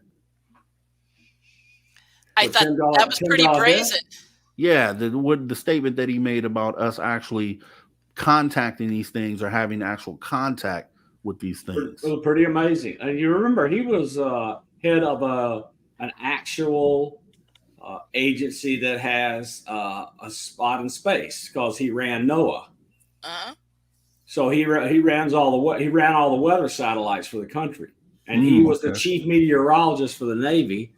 And he and I talked up at the Inquiry for into the Anomalous Phenomenon, and we spent a little time with each other, especially after we discovered both of us had been on the USS Hampton, Oh, which Jim knows all about. yeah. Yeah. He there you go. took it to the North Pole, and I can't tell you where I went. Wow. But we bonded over that. He's a good guy. Very cool. wow. Well, I had heard that there's a Air Force general. I don't know if it's a 1-star, 2, 3, or 4. That is, it's been indicated that he has hard evidence in his hand, and he feels that it's our right as American citizens to know. Wow. Well, I hope he So- comes forward. Okay. Has he gone to the IGs? I don't know. I've heard it. Heard it from a friend of mine who is a general, Okay. who's interested in this stuff. So, Right. Well, look, I mean, Grush he and Ross really came out on all the news media stops when Grush and his wife began to be attacked. yeah. That's when they hit the news media, and it stopped it. Thank goodness. Right. Yeah. And then he did also, Grush came out, he was pretty upset after seeing the amendment kind of get squashed. He was very upset. And he said he had some additional information to give. What do you think that is, if you had to guess? Because Dave, we talked about this earlier a few weeks back. And what do you think he has to offer in addition to what it was that he's already said? If you had to guess? If I were in control if I were trying to have controlled disclosure, right? Continue to try to have it, I would just slowly but surely relax more and more along the boundary of his DOPSR requests. So you can say a little more, you can say a little more, but I want people to understand how onerous it is. He has to write out the statement he would like to be able to make public. And he sends it into the Pentagon, and they pass it all over the place, and it gets marked up. And then he gets it back, and then he say, okay, here's what you can say. So he just has to go through the slow plotting process so he stayed out of jail. But I've got to tell you what, let me be honest. I was shocked beyond belief that he was able to say, we have downed craft, we got bodies, we've got hidden bases where these things are being kept. I know where all the saucers are. He got a lot of stuff out. And the reason he got it out is they were smart to go through the DOPSR process, because the opposition has to name their names and state their reasons for being opposed to his statement, and he gets a copy. So he was going to turn that over to his lawyers. I mean, he and his lawyers his lawyer, who was the first inspector general for the intelligence community, they played this beautifully. And we just got announced, what was it, this week, that his lawyer joined the board for Soul. So, yes. Yeah. Okay. That's a big deal. Okay. All right. That so seemed like with that momentum, good news, and that they had more planned, and I expect more to come from Soul because of the people coming on their board and what we're hearing there. I think they got plans, obviously. So they do, but I guess I want to caution people. I talked to Scottish in some detail, and they are in their infancy. We don't want to be putting so much pressure on them, especially when they're just getting started, that they try to do too much at once. They need to make a plan and follow it through. And I hope they have a good board that helps them learn how to execute. Mm-hmm. Sure. Sure. I hope so too. Yeah. So, what do you give if you had to grade 2023? What is your grade? Your overall grade, In what regards? just in how it played out, the good, the You mean bad. disclosure? Yeah. Like as far as what we were able to accomplish this year in moving the needle. I'll give it a B plus because B. primarily because of Grush. Yeah, And I'll his give lawyer. it a good B. Yeah, I would have B given plus. it A if we had gotten the NDA accomplished, but Oh, that would have been 100. Yeah. I'll give it a How good about you, B. Jim? I feel a B. Grush, did open the kimono up to show the world what he had to offer. Yeah. And I think a lot of people liked what they saw or liked what they heard. Let me tell you the things I liked most was that hearing. But the thing I liked most about that hearing, and it's just amazed me, you had Matt Gates and AOC and Tim Burchett and Jamie Raskin all on the same side. Yeah, bipartisan. Yeah. So the world is coming to an end. Burchett called AOC. Burchett called AOC his pal. Yeah. Yeah, he did. Yeah, I mean, it's just that was beautiful. That was so sweet to see. Yeah, the bipartisan. I thought we were going to get the NDAA amendment because of that the bipartisanship. We're going to realize in the House, committee chairs are gods. Yeah. The Armed Services Chair. The Armed Services Chair Rogers and the Intelligence Community Chair Turner, they shut it down. I mean, Bob, it was so obvious. It was because who their constituents are, what businesses are in their jurisdictions. It was so obvious that was. There's that. I agree with that. But Austin, he was a brick wall against it. Secretary of Defense has a lot of power. Yeah.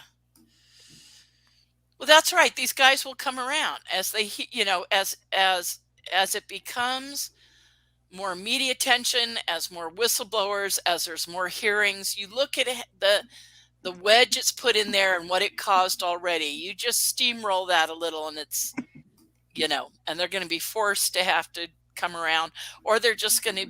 The numbers will be so hard on the other side, they'll be overridden. Now, there was something interesting put out. Matt Laszlo, who does great work. He is great. Yeah. And he put out that chart that showed the reality. Ask a poll. AskAPOL. ASKAPOL organization. But he put out that chart that showed the senators and the congressmen where they actually stood currently on everything. And it was kind of a wake-up call because it wasn't as far along as everyone thought. But to me, it was a glass half full. It could be a glass half empty, but I looked at it where I'm like, no, a lot of these people are talking about this. The numbers were actually pretty high for awareness and talking about it, or at least asking questions. So some of those ones asking are going to come around, and those numbers are going to switch up. It's, again, with media attention and whistleblowers and hearings, everything moving forward, more of what we've seen this year happening next year, and it's going to start to. So my personal disappointment in the House was, I expected Turner and Rogers to do what they did. But there's a lot of defense stuff in Connecticut. And Jim Hines is the ranking member on the intelligence, and he's on armed services, and he was opposed to disclosure. Yeah.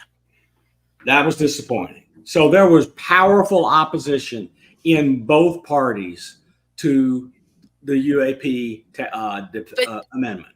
But now those pro are going to become more vocal as a response to that. Yeah, they are. And it's apparent to everyone what happened. It was like blinders off, reality, this is what we're dealing with. And those who are pro have to stick to their guns and work harder at it. Yep. Yeah, and it felt to me like there was what they weren't trying to keep a secret at all, that they were opposing disclosure at the end there when they did what they did with the amendment. that they were pretty much drawing a line in sand saying, no more, you're not getting any more, you're not moving any further than this. We're going to draw this line, and it's us against you at this point. It's kind of the stance that they took, and it seemed like they didn't really care who realized what was going on. They weren't trying to hide anything any longer. They simply took the stance that we're on this side, you're on that side, and we're not moving any further. What did you get from that when they did what they did with the amendment? I just see it as throwing the ball back to the Senate, where now we're going to get Senate hearings. The Senate hearings are going to be, because it really is bipartisan, and the intel community, both the leaders, the chair and the ranking member, they are for disclosure. Yeah. So if we send this back to the Senate, we start getting Senate hearings. You know, those guys are going to have to change their tune. Yeah, that would be nice. They eventually, I mean, you know, I'm not saying it's not going to be a battle, but I think they'll change their tune and media attention and whatnot. And, you know, what you do is they start playing heavier politics, and those in favor start saying, we're not passing your thing unless you come on board, you know? And so it's going to get heavy politics and what's getting funded and what isn't. And that's the ball game they play. And that's how it works in the Senate and the Congress. And so I think the Senate having hearings and moving forward is going to create a different game, you know? Mm-hmm. And these guys, and what it is those that are telling them, the Pentagon and those major corporations telling them no, might start changing their tunes, you know? And well, so, I mean, a lot's going to depend on the outcome of the election. We don't have any clue how the Constitution of the House, the Constitution of the Senate, or who's going to be president. Right now, I can tell you what I'm getting psychically about that, but we should probably stay out of politics. But send me a message. I think it's going to go through a lot of changes. Yeah, I guess that's obviously a big part of 2024 and I right don't there. Mind saying, I think all the changes are going to go to the Democrats. Wow. Yeah, I'm going to be interested to see what plays out. The court decisions in the House, the federal court decisions in the House under the Voting Rights Act are uniformly going to the Democrats. Mm-hmm. So but of course, look, the Senate, almost 2/3 of the seats up for our election are Democrats. Democrats can lose the Senate easily. I don't know. I'm not getting it. I think that what I get psychically is what I keep getting is the Democrats are going to. What I want is pro-disclosure. That's what I want. I want pro-disclosure bad. And yeah, I mean, and that's the thing. I mean, because regardless what side you're on, Republican, Democrat, it's supposed to be for and about the people, and the people want disclosure. The people want to know what's going on. So, you know, we had, like you said, we had the bipartisan movement with Burchett and everyone else involved there. And it was a beautiful thing to see, beautiful thing to watch happen. And hopefully we have a lot more of that, because that was truly like the Senate, the government being used for what it's supposed to be used for, to rally on behalf of the people. So to see that was a beautiful thing. Hopefully we get more of that. We get more joining in on that fight. But you can't help, like you stated, with the presidential election coming in, you know, it's going to be interesting just to see who actually picks up this, you know, disclosure ticket and runs with it. And I think someone should, not just for political reasons, but because it's the right thing to do for humanity. And I think if that energy is there, then it doesn't matter what side you're from, or you know what you really, as long as you're doing what you're doing on behalf of everyone else in humanity. I think that's really the right way to go with it. So go ahead. Yeah, what bothers me on this classified, you know, this is classified, it's UFOs classified. Well, we didn't build it, so you know, we didn't develop the technology. There's probably a similar type craft has been crashed and or recovered in the former Soviet Union, now Russia. Why? Why is it classified? I don't understand. I'm with you. I do not understand why basic research, which is a defined thing in the government, basic research on fundamental science should be classified. That really angers me as a former professor and as a scientist. Yeah, I mean, it doesn't. You know, I had a very high security clearance for 27 years, and and even during Desert Storm, I was hoping to find something that I could say, "Oh my God, that is real," and I didn't. I mean, I saw eyes only stuff. That was my job. Yeah. And it disappointed the hell out of me. But I think it's an age-old question. Yeah. I've said this all along. It's something, I don't know. I've said this for a while, many years. It became a corporate secret. It went to the corporations. It became a corporate secret. The corporations are running the show, and they were certainly behind the two guys holding back, three guys, whatever. Well, that's one of the reasons I think the eminent domain part was a bridge too far. That's right. That's exactly, no doubt. So it became a corporate secret. So I agree with you guys. Why is it classified? Well, it's classified because it became a corporate secret, and it's classified by those corporations. And the government just looked the other way with the SAPs and let it happen. Yeah, let me explain. They didn't let it happen yesterday. They let it happen starting 50 years ago, and they just kept rolling the ball over. Well, now everyone has egg on their face. Because now, why are they pushing back on this? Because it's going to make them all look criminal. Because it is criminal. This is criminal. So, Jim, I want to explain to you special access programs, especially unacknowledged, waived special access programs. They are not allowed to communicate on SIPRNet or JWIX. So you'd have been hard pressed to see anything. Yeah. Yeah, but the fact is, I mean, Ben Rich, back it was in 1993, 94, where he said at UCLA at the aeronautical school grad students, and he was the keynote speaker. He said, "We have the ability to take ET home." Mm-hmm. This is 30 years ago. Mm-hmm. Shit, almost 40 years ago. No, 30 years ago. And he said, and our government will not allow these secrets to be made public. I mean, Dave Fruhoff chased a UFO in an SR-71 Blackbird and left him in the dust, and that was 40 years ago.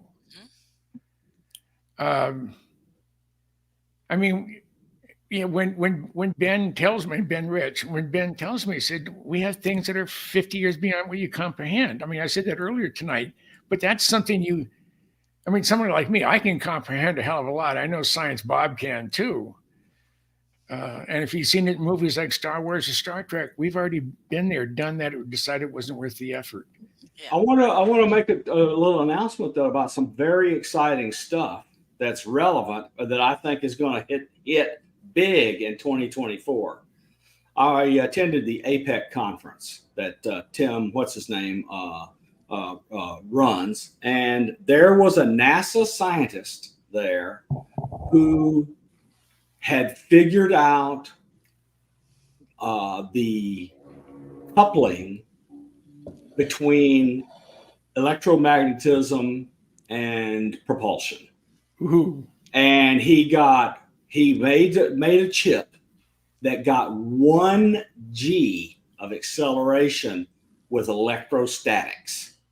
So, and what he did was take T. Townsend Brown's work and understand what T. Townsend Brown never did, or T. Townsend Brown did, and they took it inside and hid it. Because T. Townsend Brown, when he started that really getting hot on that stuff, he went inside and they hid everything. So, but this guy is out in the open. That's number one. And number two, there's a patent where you can go read the details. And there is a slide deck which Tim Ventura has made available to everybody. And we can go look at it to see how this works. And my initial read of it is I cannot find an error. So electrogravitics, that would be amazing. Well, I think with this creation of these plasma fields around these craft, these big Yes, and it would explain those. It would explain those completely because that's what I that's think a we did. massive electric field and it provides propulsion. And that huge electrical field ionizes the air around it, just as a Exactly. byproduct of the physics. That ionization is amber light plasma.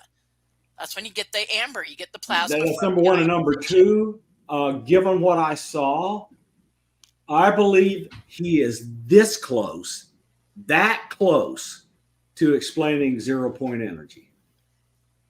I hope nobody finds an error, and I'm going to continue looking. Well, and I hope he doesn't get pushback from all the corporations already doing it. It's too late. 5200 craft, we're seeing. It's too late. He got a patent, and the law now reads first to patent owns the patent. Because we're seeing all that activity fly in and out of our base outside of Sedona with a tunnel owned by Lockheed Martin. 81%. Hey, can you access the mountain that overlooks the military base or facility? Yeah, I mean it's 7 miles of nothing. It's Sycamore Canyon and Secret Canyon. It just goes on. It's endless nothing. But can you get up on those hills? Absolutely. And we've done that, and we're going to do it again. Any close-ups? Any? Well, it's a long story, but we've made attempts. A couple nights we've got out. It ended up being cloudy. I've done so with Human Carl, who's watching. Hi Carl. Right. And he lives in the area, and we've gone out there.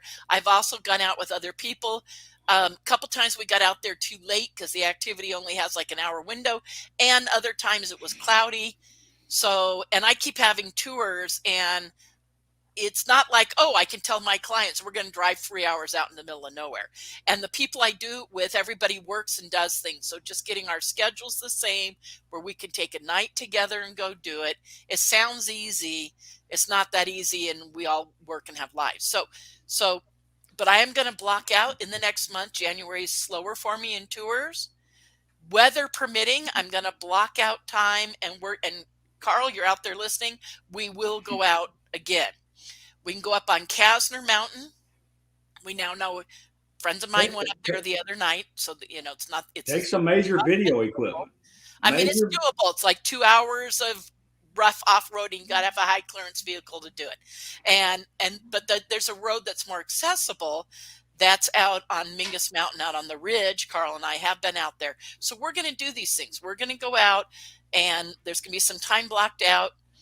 I just got given a new device for recording through the night vision through my phone, holding my phone. It's just a new holder. Someone gave me a new holder that I think will work great so I can record. And we're going to go out there. And because Jeremiah and Alexandra, who saw one of the amber lights come so low, it was a triangle. Part of me is I want to get out there on those hills under this stuff and see if they're triangles or discs, and whatever they are, we're going to film them. Good. But again, it takes blocking out time. I can't take clients. I can't take them out on rugged dirt roads that require Jeeps and 3 hours of driving. So it's like it has to be planned, but we are going to do it. Good.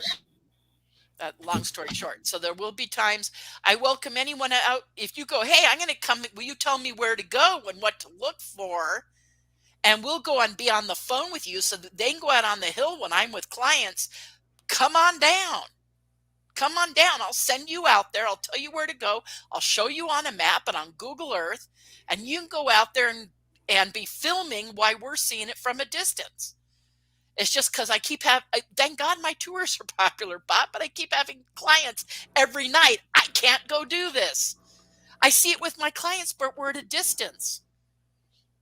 And it's frustrating. You want to get under and look at the light pattern on the triangle. Yeah.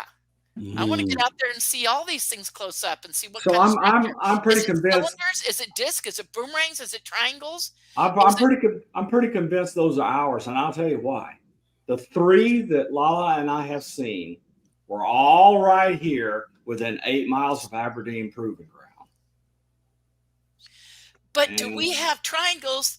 Those guys said it came in as a giant amber light, and they said, and then the one that was right over them,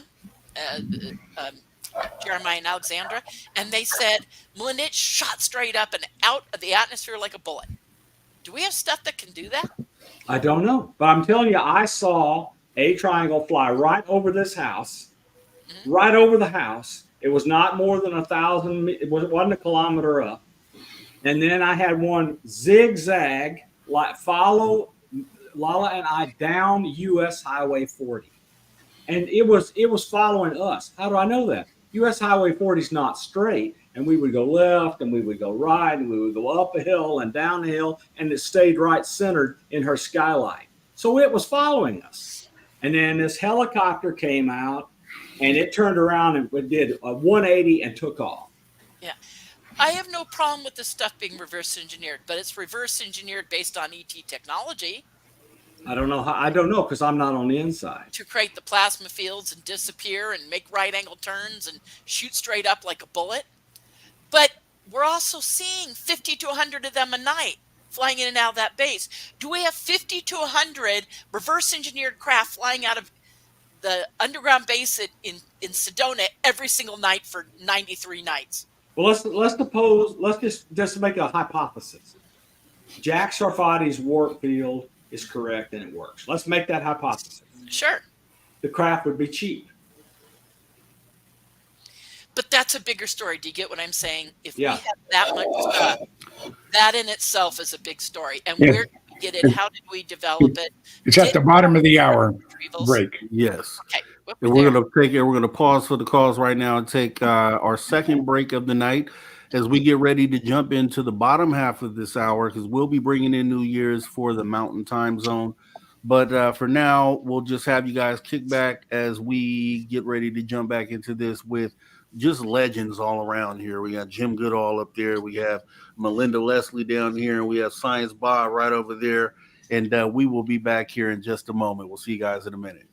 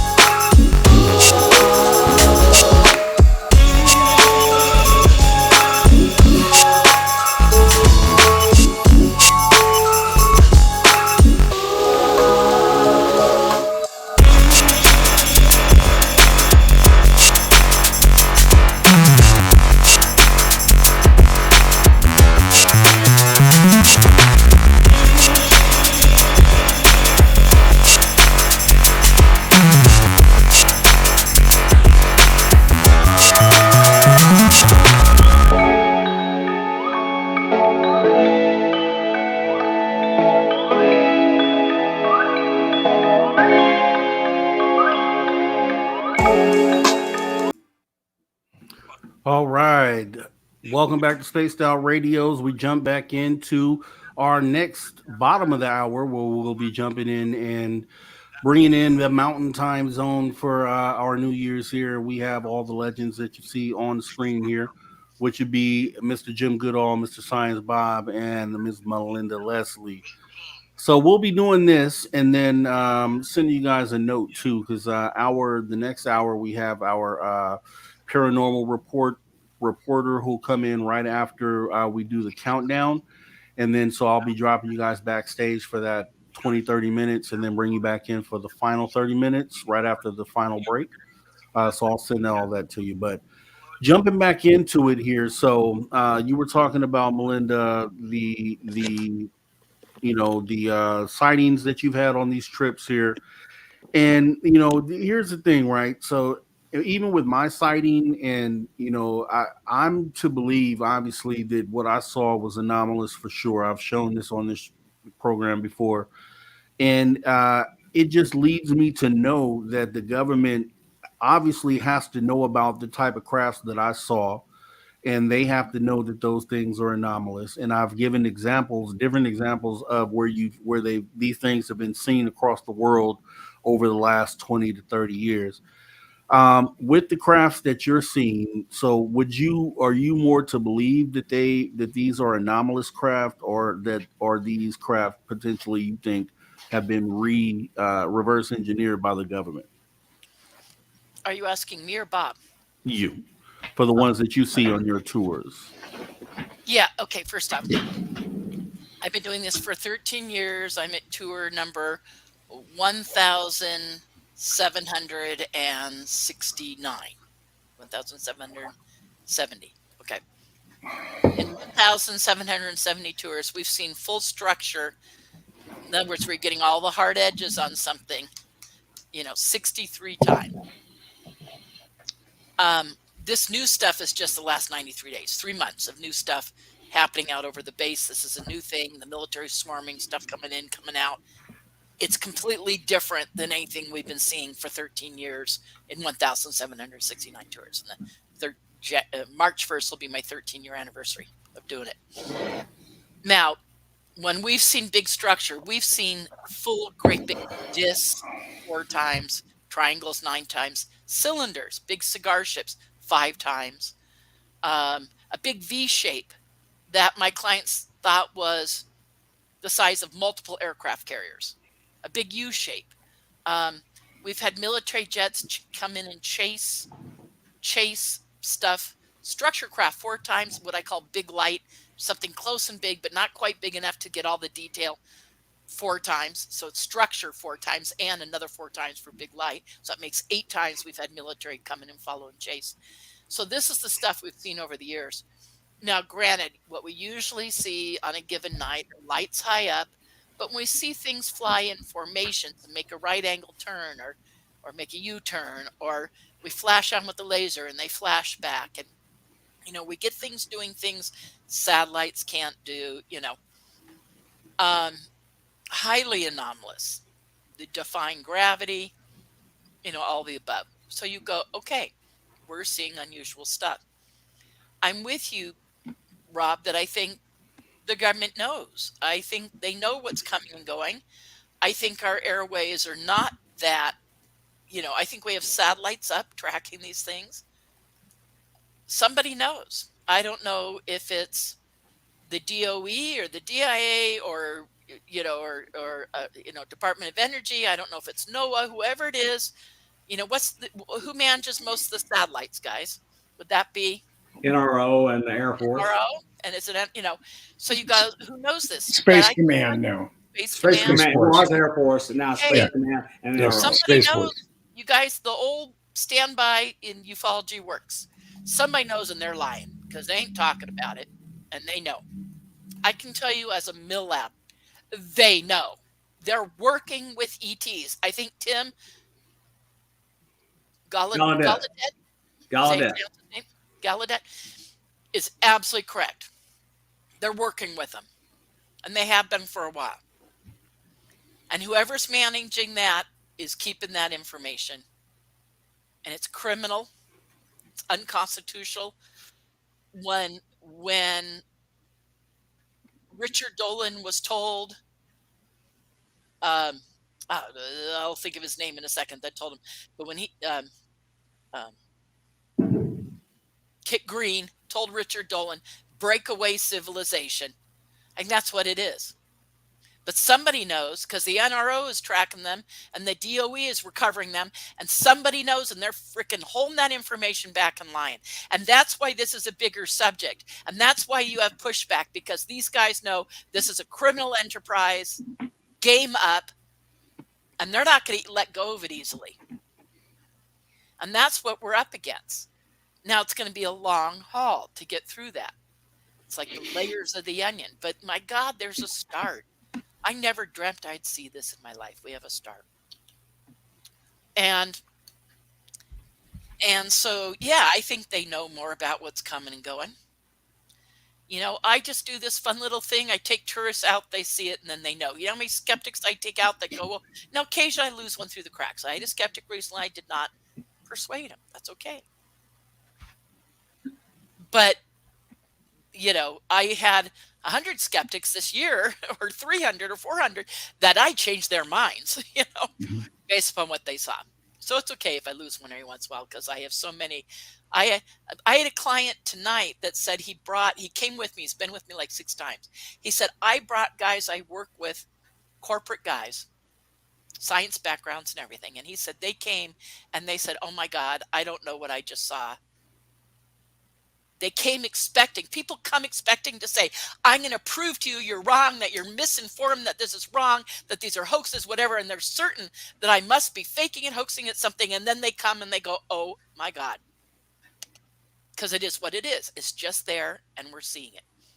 I mean, so answering your question, you know, do I think some of these are anomalous? Yeah, I think the majority of what we're seeing are anomalous. Now, that doesn't mean that this recent stuff isn't reverse engineered stuff, but to me, that's equally a big story. Because if we have that, we have free energy, and talk about somebody lying and withholding that, like you guys said. Say it's not so. Yeah, and well, withholding that information from the world and from the science community. And that makes the whole oil industry a complete lie. And the coal industry. Control.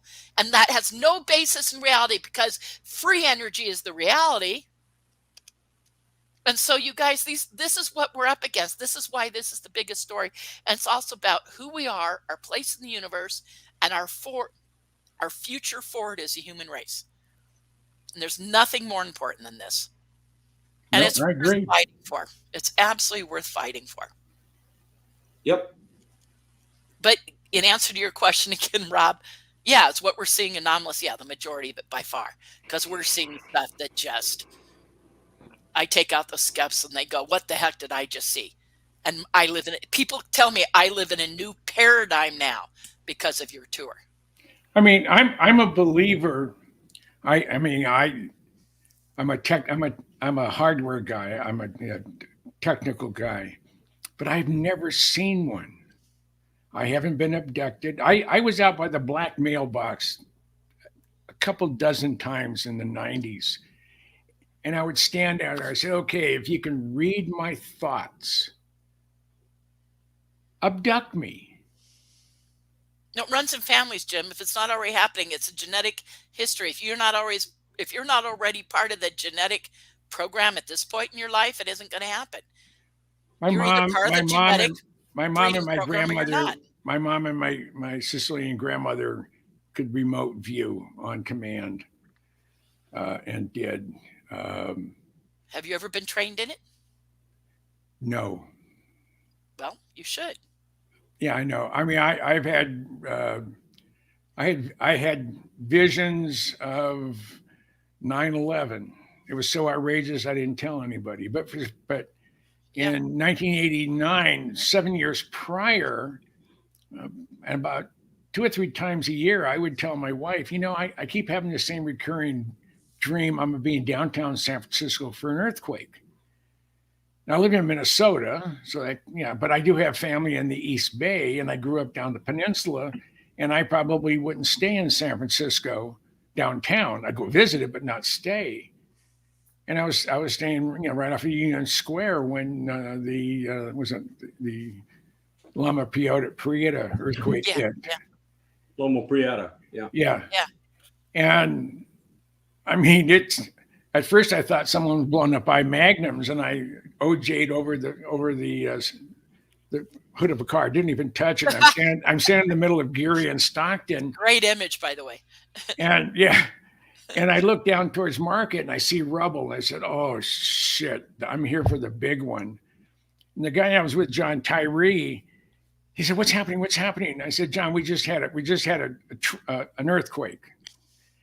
He said, "But the question is this just a preview of coming attractions, or was this the quake and we're going to have an aftershock? And if we have an aftershock or whatever, figure it should happen in about an hour." I said, "I'm no expert on it at all, but the ones I've been in, usually an aftershock comes fairly quickly after the initial shake."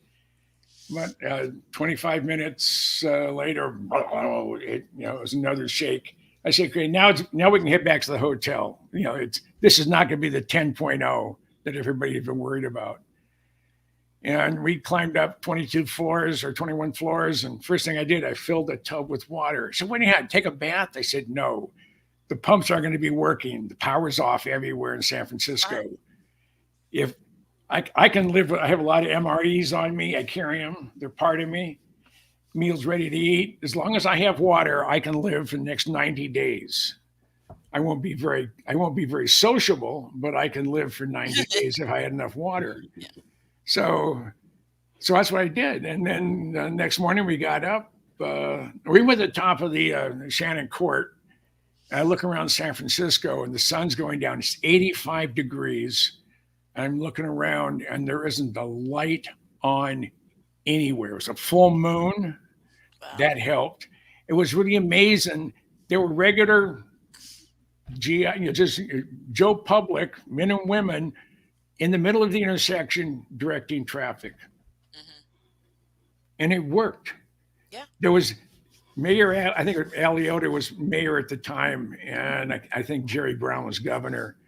I can't remember who the attorney general was, but they put out the word, "If we catch you taking advantage of this earthquake, we will charge you with absolutely everything on the books. We may make up a few things, and you'll get a maximum, not a concurrent sentence, but we're going to put you away forever." And there was no crime. That was really amazing. There was no crime. And I got in the car. I know I grew up in the Bay Area, so I knew a way to get. I was heading down to the Mountain View, Los Altos area. And finally, I had to pull off because one of the bridges had fallen off its shocks. And we went to Palo Alto, and they had power. We don't know why, but there's this segment that had power. So I called my ex, and she was panic struck. She said, "You've been talking about this earthquake for forever." And I said, "Yeah, and it's real. It just happened, but I'm okay."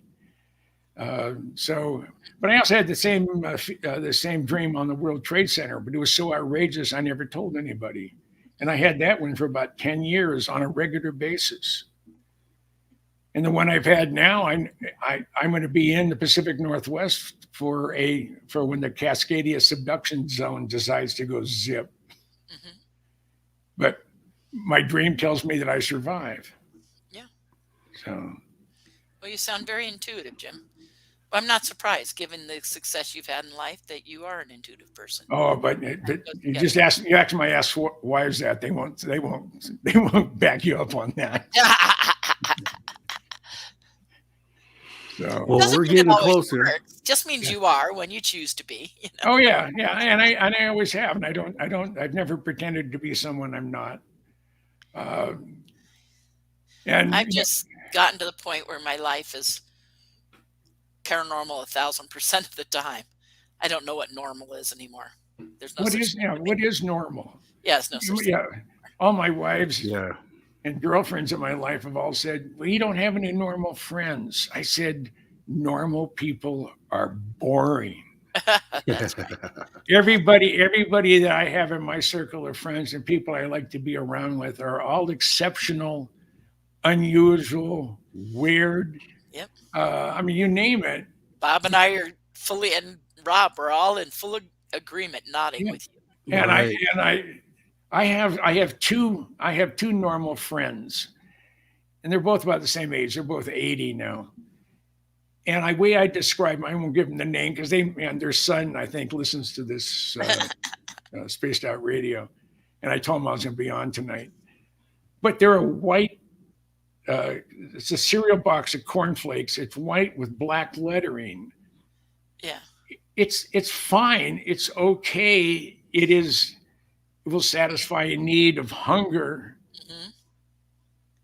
But there's nothing to it. There's no pizzazz. There's no electricity. There's no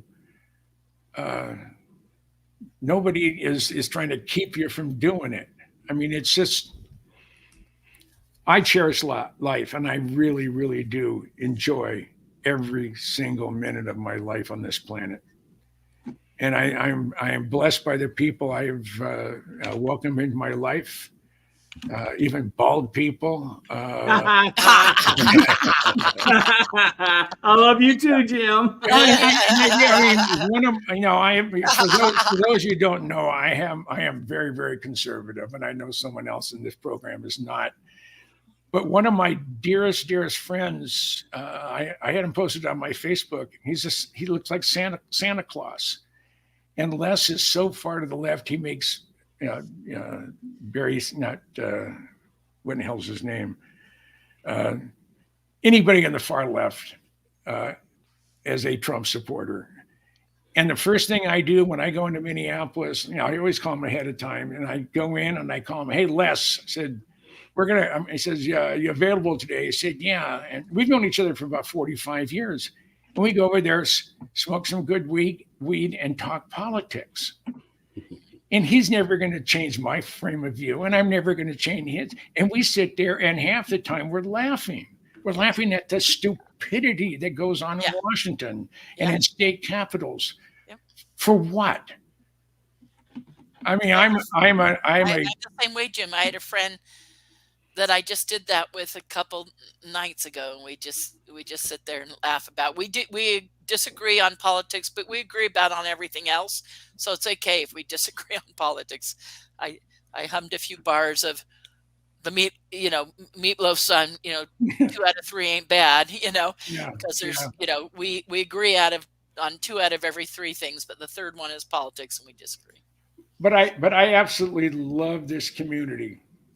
I normally last a year maybe in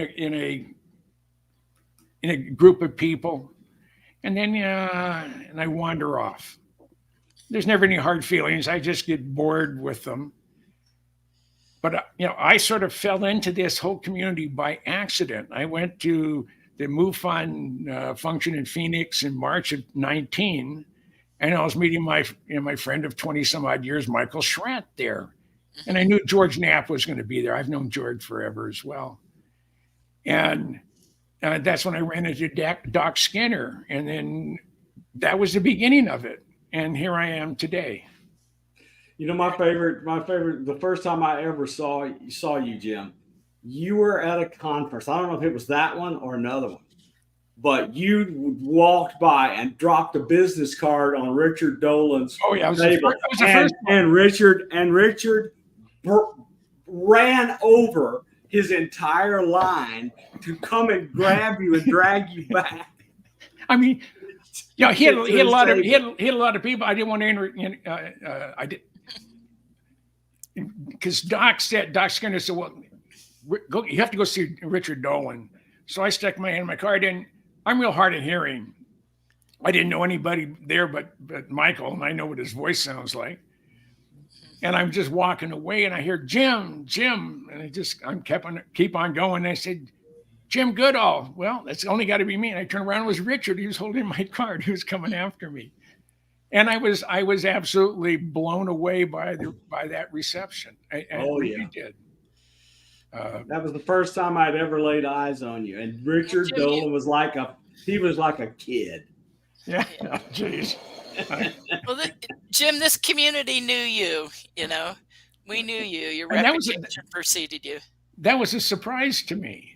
Yeah, it really was. So, Well, I mean, it's obvious that this community is completely wrapped up around these secret military bases, and Area 51 is a big one, and you have a big history with Area 51. Yeah. I mean, you're the only person I actually know that snuck on and camped out there. Yeah. Right. Right. Yeah, you guys are all legends actually in your own right. Bob. You know the story of my going into S4 from the other side, right? Yes. So you know two from people that from the snuck other out side. there. Yes. And camped out within the borders. Oh, I did not know you camped out, Melinda. I knew you made it into S4 from the back. Yeah, but overnight.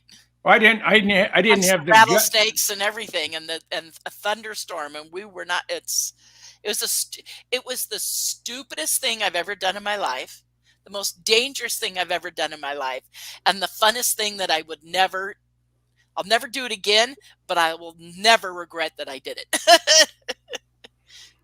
All right, we got about a minute and 30 seconds left before we bring in the new year for the Mountain Time Zone.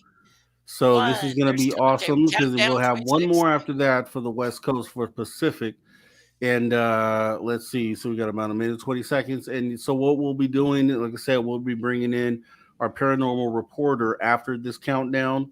And then we will run from right after the countdown until break. So I'll drop you guys out for that time. And then I'll bring you right back in for the last 30 minutes as we get ready to count down for the West Coast.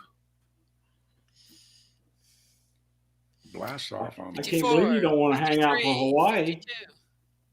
Yeah, I know. That was the only. So that's why I put mainland because I would love to. Hawaii was born in Hawaii. We should have started. We should have started way earlier for Guam. Nope, exactly. But that's why I put mainland on there because I knew we couldn't get them all. If you want to be somewhere fun on a holiday, okay, be in Waikiki. Candle on a plant. Yeah. Okay, 26, 25. Because Jim, this is you and me. Oh yeah. Okay, this is your time zone. Okay, for Melinda and for Jim and for everyone else in the Mountain Time Zone.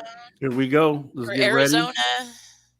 12, 11, 10, 9, 8, 7, 6, 5, 4, 3, 2, 1.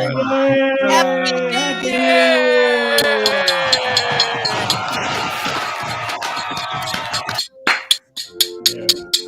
Yeah, right.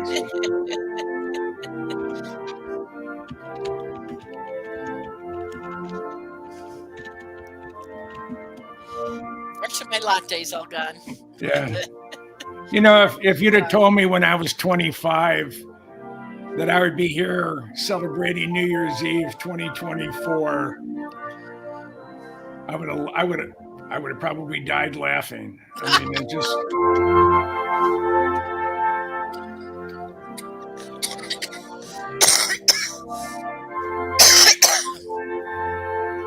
To all my friends in this community, Happy New Year. Happy New Year.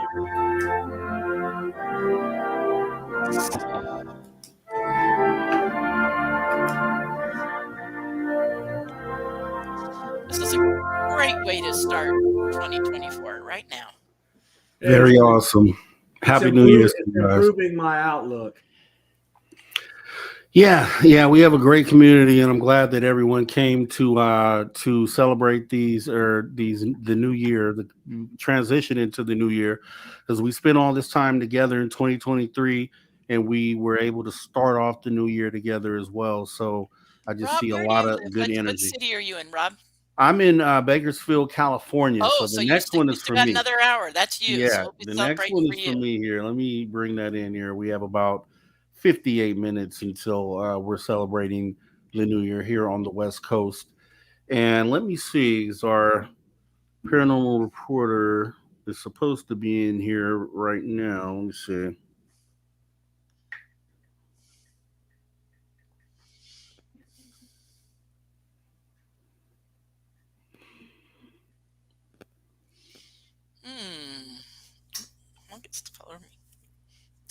When I was hitting that plant, I got dirt all down the front of me.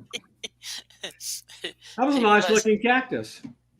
I was knocking dirt out of it. I had a candle. So we have this lovely Yeah, candle. I see the candle. Very fancy with. Yeah.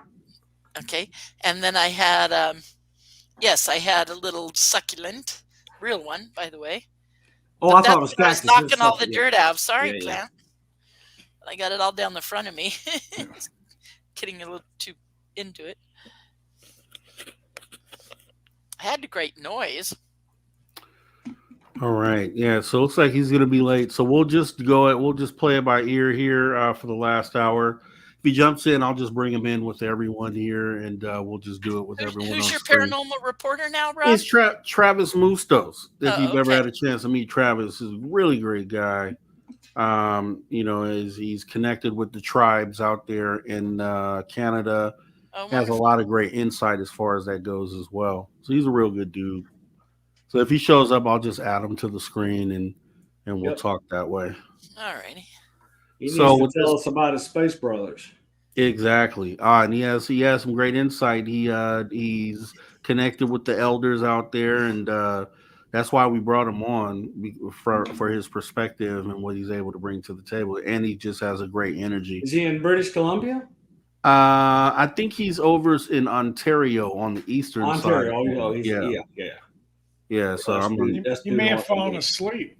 yeah, exactly. I just talked to him a few minutes ago. Oh, okay. So maybe he's tied up and doing something, or potentially, maybe he fell asleep. Sawing logs really loudly. Exactly. So regardless, we'll finish out this last hour with us here, because this is my transition from 2023 into 2024. And I just have a lot of high hopes for ufology and where we're going.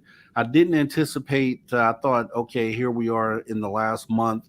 Congress goes into their little recess, and I just didn't think we were going to see anything move until maybe sometime early next year. But then we got the admiral who came out and made the statement stating that we've been in direct contact with these extraterrestrials, which I thought was a big thing to do.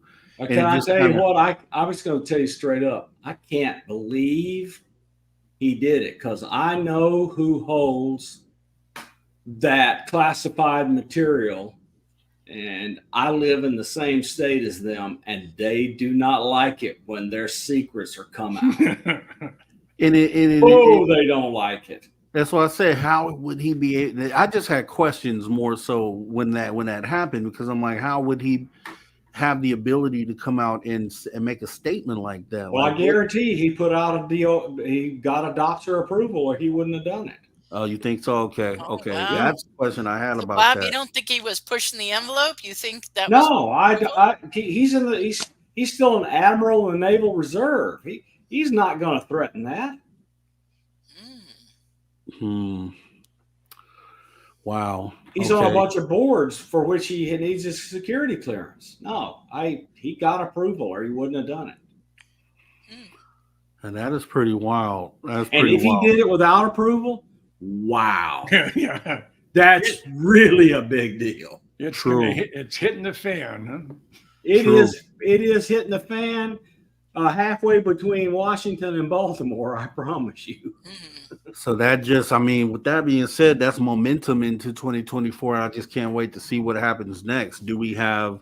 Tell the audience which podcast on, because I forgot. Which podcast? Yes, which one was it? I've forgotten. that he said it on? Oh, I'm not sure. I thought that I saw that on a news report. Actually, it was News. Oh, maybe Nation, that was it. Maybe that was it. I think it was The Hill or News Nation. Oh, if it was on the Hill, that went over to everybody on the Hill. So man, that has rattled the cages in Washington. Yeah, and it was just mind blowing. It was like, wow. It's like he didn't just confirm what Gress said. He took it a step further and said, we've been in actual contact, like verbal contact with these things. And then that just goes back. So if this ends up being true, then you look at like the statement that the Israeli prime minister made, the retired one about a year or so ago, who stated that we were on Mars with these guys. We have bases on Mars, and we've been in contact with these guys the whole time. A lot of people laughed that off, but then if what this admiral is saying is true, then we have to start looking back at those things again to try to validate where we're at in this, that we actually might be in verbal contact with these beings. And then if we are, where does that take us next?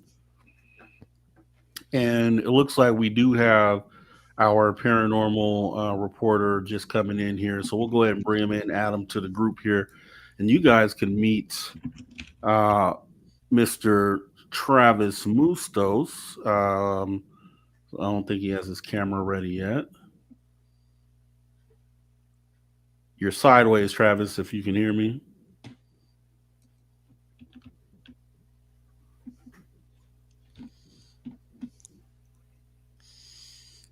Okay, looks like he's dropping out. He'll be back in. Yeah, but that just, you have to go back and look at some of the other claims, because a lot of people, obviously, when you make a jump to, okay, we know they're here, but if you make the jump to we're actually talking to these things, our government is in, I've never, I'm not going to say believe, but I never felt like I felt like it was possible, but I didn't feel like we were maybe at that step where we were actually in verbal communication directly with these things. So if what this admiral is saying is true, then we have to kind of relook at a lot of these, the things that have been said prior. There's a statement. I didn't make it, as a famous person did, and for the life of me, I can't recall his name. He said, what is more terrifying, proving absolutely that we're all alone or we're not? I mean, what is more terrifying? I think they both are equally terrifying. If we're the only ones, how could that be? And what a responsibility we have to take care of this planet if we are all alone. I don't believe we're alone, though. And on the other hand, based on a statement made by one of the top astronomers with the National Science Foundation, they calculate there are 2 billion Earth-like planets orbiting a similar sized brown dwarf star as our sun in the inhabitable zone. Right. And that for every star in the universe is 1.5 planets. That's a lot of stars to begin with, but it's even more so planet-wise. So, and to quote Jodie Foster's character, and I love it, said, if we're the only ones, what a waste of space. No, we're not even close to being the only ones. Yeah. So let me tell you what I believe, given what we've been seeing, given the science that's going in this solar system and looking at these moons of Jupiter and Saturn and Uranus and Pluto and all these things. I think on around every planet from the Earth out in our solar system, we're going to find life. And if we find life on every one of on some asteroids, etc., like on Ceres, if we find that and I turn out to be right, life will be everywhere in the universe. Yeah. That's right. Yeah. And that's what I believe is true. I believe the universe. I believe in intelligent design because I believe this universe has been tuned for life. All right. And looks like we do have our paranormal reporter. I'm going to go ahead and bring him in right now to help bring in the New Year's with us as well, Mr. Travis Moostoos. Travis, thank you so much for joining us and joining the legends up here, Mr. Jim Goodall, Science Bob, and Melinda Leslie. How are you this New Year's Eve? Or it's New Year's for you now, right? Yeah, it's New Year's now. Yeah. And Happy New Year's, sir. Yes. How are you this evening? Doing great. Fantastic. I didn't expect to be brought on. Definitely. We had to have you in, man. You sent over some information earlier in the week that you were looking into, and I guess we could talk about that, and we can run with that until the break. We'll take break at 30 after, so we'll run for like the next 18 minutes if you want to go ahead and talk about that. Yeah, sure. Yeah. Yeah, I was just talking about some of the spiritual sites across from America, North America, in Canada, down to Central America, and then even down south there. I was just talking a little bit about like all the different dragons of the lands, and I just wanted just to bring it back into that, just because it is the year of the dragon. So I figured I'd mention a little bit about, you know, Machu Picchu, and which is the underwater panther, or translation, the underwater lynx. And it was like a four-legged serpent being that was actually in control of most of the lakes out here, and major river areas. And a lot of our people in the times, we used to just travel in canoes. So we experienced this horned serpent a lot, and it was a big terror to our people. And yeah, it was this horned serpent is like depicted along the rivers and stuff throughout our Alberta province. And you can find these depictions more down south, like Canmore area, down the river streams, and then you can go all the way down across Canada, and you'll find it in Ontario, and yeah, it's a very interesting being, and they date back to about like at least 3,000 or 4,000 more years ago. The paintings themselves, yeah, they're made with red ochre and ash, which was it's still used today. A lot of this traditional paint out there. Wow. Yeah, And about that. yeah, you sent me. Yeah, we can go ahead and talk about that. I know you also sent me some stuff. I don't know if this ties into that as well, but the ancient dragons, Thunderbirds, and okay, yeah. So we can go ahead and jump into that. That'd be cool. I know you sent me some books and some things like that. So I don't know if you wanted to show all that, but if so, I can bring you up full screen so we can see what it is you're showing us here. All right. Yeah, so let me just show the different some of the different rocks and stuff for now here. But yeah, it's wonderful. It's great to see all y'all, and Jim Goodall and Science Bob and Melinda. It's beautiful, you know, to see all you and here, and excellent time to share with y'all, and thank you so much. Yeah, I already told him how awesome you were, man, and so you're just gonna go ahead and show everybody what's going on. So let me get you ready to present here, and let me know when you're ready. I'll bring you up full screen. Sure. All right. All right. So let me do that here. Let me bring that out and bring you forward. Okay, you got it. All right. Okay. Yeah. Hello, folks. Let me just switch the camera to my front setting here. I mean my. Oh. All right. So here is one of the paintings here. This would be found in Alberta. One of these very similar like this, and it's the horned serpent, and this is Machu Picchu. And you can see it was a ruler of serpents, and these were like when it was young. So this would be its babies, but eventually it grew into this larger dragon-like being. And there's our people depicted, and we wanted to show like the size of the the canoe would be a canoe filled with a lot of warriors going down river. And these are ancient burned-out tree canoes. So that's just like the deal with that. And then I wanted to show like. Just like you could see the spikes on it, and also the horns on the top, if you could see that. Yes. Are these on rocks? So these are paintings that are found along points like in rivers or just before lakes and stuff, because these points in areas were considered doorways or great connections to the spirit world, right? So we paint these pictures of these beings or these ancient times or battles in these areas, like the mountains, or because it was considered like I said, the gateway to spirit world or deep connection to it. So we tell our stories and leave them there, and they remained. Like some of these ones are covered by like just little pieces of cave, and the pieces of cave protected from rain, and they stayed there for like thousands of years, like I said. And then this one's found in Texas. This is a Thunderbird found in Texas. But I just wanted to show the similarity to the one that's found in this one's a Thunderbird in Cliff Lake.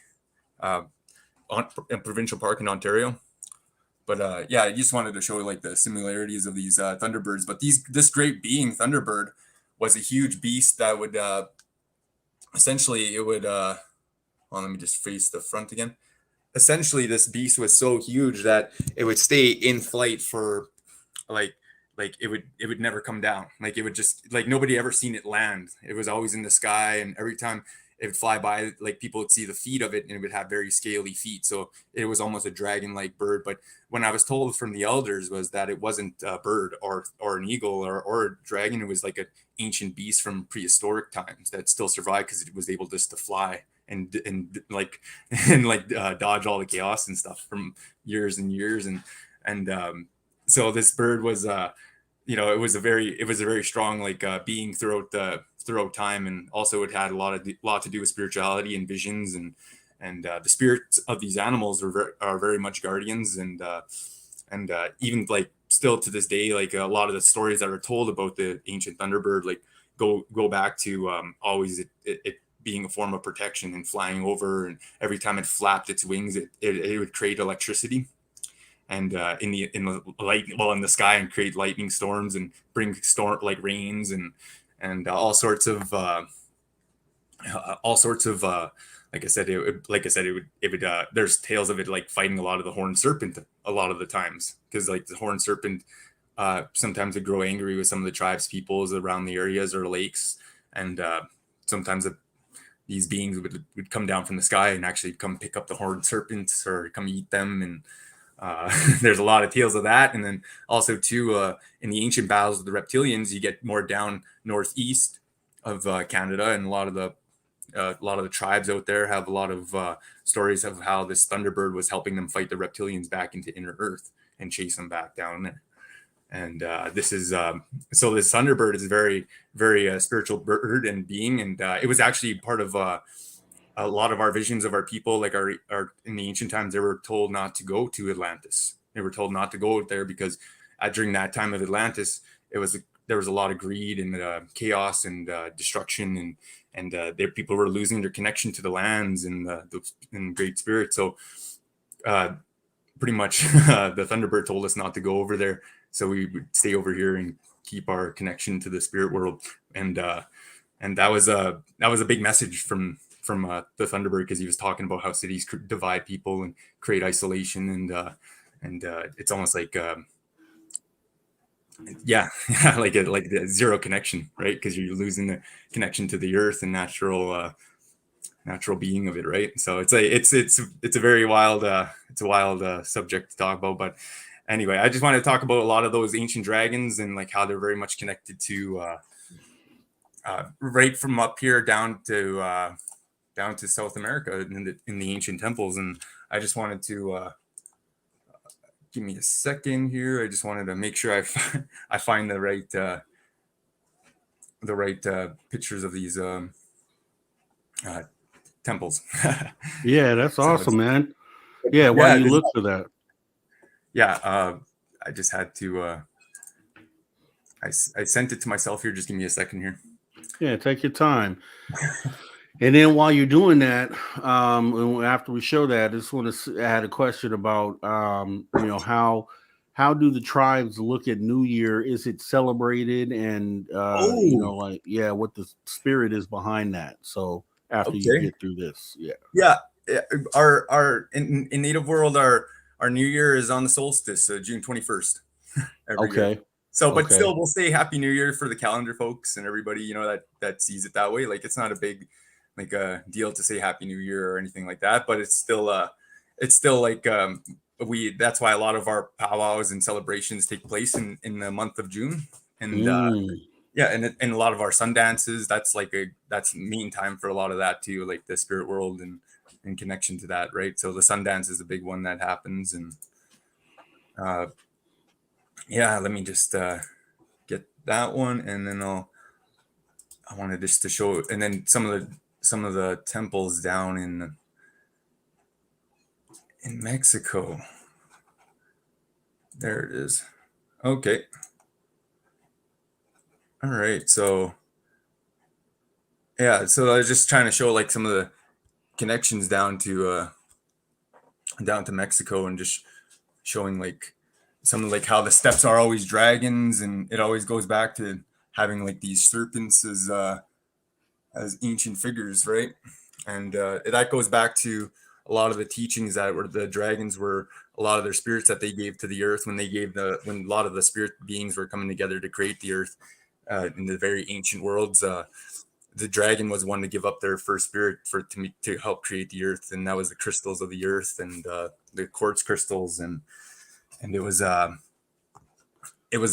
that this dragon was a big part of that. Give me a second here, guys. That's my book in the background there. That's another one I'm working on. But yeah, so these dragons, and this is Machu Picchu.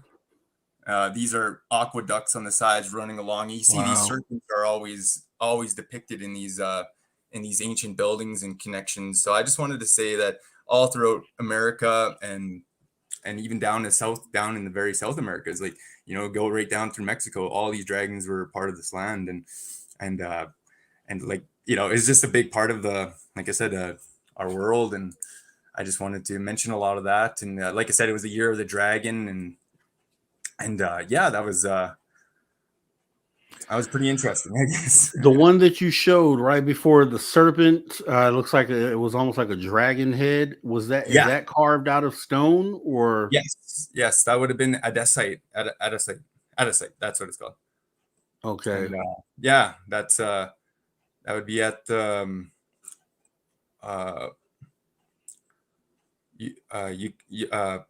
I forget. I'm trying to remember the temple now, but it's definitely in Mexico. I'm running a blank right now. I'm sorry, guys. Yeah. That's fine. That's actually pretty awesome, especially when you have some of the data behind that. We've seen images, but then when you have the narrative to go along with it, I think gives it the full value of what it is that we're looking at. So we appreciate the education on that. My buddy is telling me he was going to take me to the Sky City. One of these years here, we're planning to go to the Sky City and go check it out. So we'll see how far that goes. I'm hoping that he comes through with that, because he was reaching out to me, and I really wanted to check that place. So yeah. So what do you have? So we're going into 2024 here. Well, you're already in 2024. I'm still about 30 minutes here before I get to see 2024. What do you hope to see in 2024? Like, do you, what do you anticipate, or what do you hope that comes of 2024? Just more enlightenment, or like, where are you at in the mindset of your resolutions as far as this whole ufology thing goes, moving into 2024? Yeah. You know what? I just wanted to say that I feel like everybody is going to embrace the changes, and there's a lot of wisdom this year, and a lot of this, it's of great change, end to cycles, and letting go of all the unnecessary things. And it's time to focus and achieve those goals that we all want to do. And as for ufology and the UFOs and everything, they're making their connections. They're around, and motherships are inbound, and it's a beautiful thing. Do you think we have, like I said, there's been the controlled disclosure versus catastrophic disclosure conversation going on last part of this year. Do you feel like we have one of these moments where it's just clear cut that, yes, these things are here? Do you think we see one of these moments coming in 2024? Aside from the government, because a lot of people want to wait for the government to say, yes, these things are real, we have the crap. But do you think, aside from that there is going to be any sort of event or something that takes place that just lets everyone know as a whole at the same time that these things are real, and kind of moves us into this new paradigm, or this new world that we're looking at? Do you think we have an event this year that leads us there, or I don't know? What do you think about that? Well, I think it's going to be a lot of deep spiritual connection that's going to happen with a lot of people too, as well. And that's that a lot of people done a lot of work, right? So a lot of this, a lot of the UFOs are going to be showing themselves, and a lot of the beings are going to be able to make the connections, and yeah, it's going to be excellent, I think. With in terms of like a big event happening and people seeing that, yeah, a lot of UFOs are going to be around. A lot of different crafts are definitely already being seen, and it's gonna, yeah, like that's the reason why I think the government can't really hold back anymore, is the crafts, and it's going to become a well-known thing eventually here. On the side note of other stuff that are going on behind the scenes that we don't really have any clue about out there. Yeah, and I'll just say how I feel. I feel like, potentially there's something that I'm still putting together. A lot of people know I've said this on previous shows. I want to get together C5, and I think I talked to you about this too, about putting together some sort of C5 situation where we have people who are able to bring these crafts in, do this in a centralized location in front of everyone, where we can go ahead and try to help move this thing in. So that's something I'll be working on, and one of my resolutions for 2024. So hopefully I can do that, because if that can happen, I think that first of all would be historic. I think it would be epic, and I think it would be like the thing that we need to kind of take us that last step to where everybody is like, whoa, okay, and see it for themselves all at once. Yeah, I was already told, yeah, they would show up. Like, it's going to be it has to be a really welcoming thing, and I think we can accomplish that. So yeah, so that's what we'll do. Well, Travis, I do appreciate you giving us your time today and bringing some of this paranormal into the picture here, and just a lot of your knowledge, which is what we lean on you for, and you deliver every single week. So I do appreciate you coming out and doing that again this week. Yeah. I want to wish you a happy 2024. I hope things are that much better for you in this coming year. And your book, go ahead and talk about it before we go to break.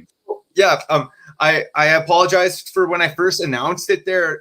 Amazon had printed a shorter, smaller book, and I didn't want that, so I had to take that one down, and they are doing refunds for it. So, but this is the real finished copy that I wanted. I wanted a gloss finish and it to be a lot larger. But yeah, Fort Sunder, folks, it's out available now. Paperback's $25, and I've loaded it with tons of pictures, and the font's great now and everything. So I'm just saying, I apologize for when that first one came out.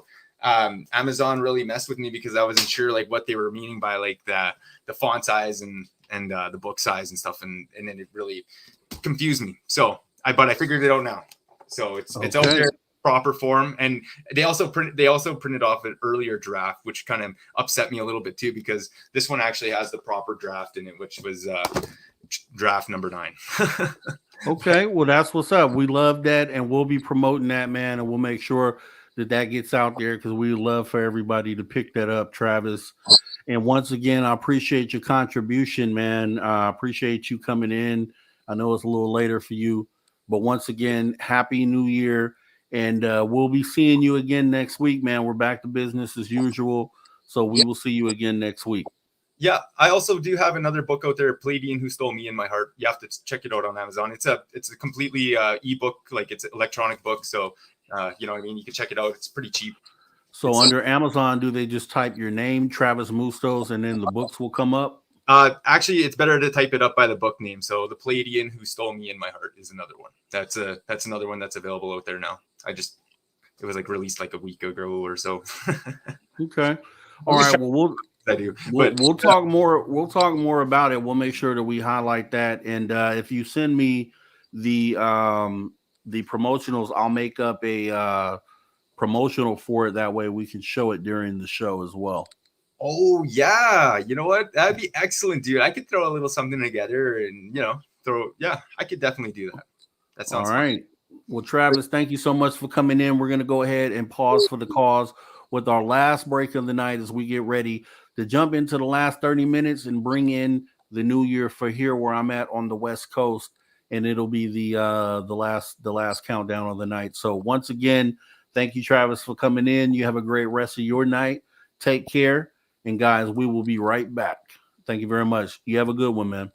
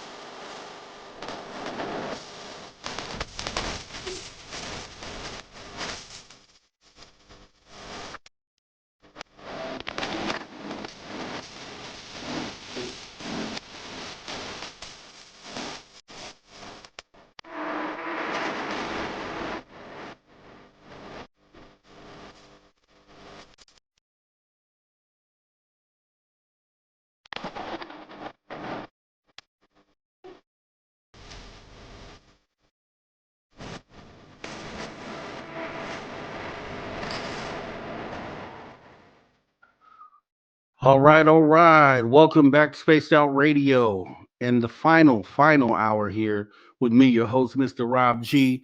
And we're back with our fantastic, legendary panel here with Mr. Science Bob, Ms. Melinda Leslie, and Mr. Jim Goodall. Do appreciate you guys joining us back here as we get ready to count down the West Coast here in about 20 minutes here. Science Bob, you did send over the article that touched on what we were talking about earlier, and I want to go ahead and bring that up here. We're gonna share this tab here, and title is "Former NOAA Head Claims Contact with Non-Human Intelligence." So I'll read that real quick. It's a pretty short article by Farouk Imamovic, and let's see here. So Retired Rear Admiral Tim Gallaudet, a former head of the National Oceanic and Atmospheric Administration, NOAA, has recently advocated for the increased transparency regarding unidentified flying objects or UFOs and unidentified aerial phenomenon or UAP. In a notable interview with News Nation, Gallaudet, a respected figure with a distinguished career, suggested that the government has had encounters with, quote, non-human intelligence. And here's a quote here: "This technology, we're still trying to learn about it, could give us an advantage in any military conflict," Gallaudet stated. He elaborated on the strategic reasons for withholding specific details about this technology, emphasizing its potential military significance. However, Gallaudet also expressed his belief that it is time to disclose the interactions with non-human intelligence to the public, uncovering a potential cover-up. During the same interview, Gallaudet recalled an incident from his tenure in the Navy, which he now perceives as a potential cover-up.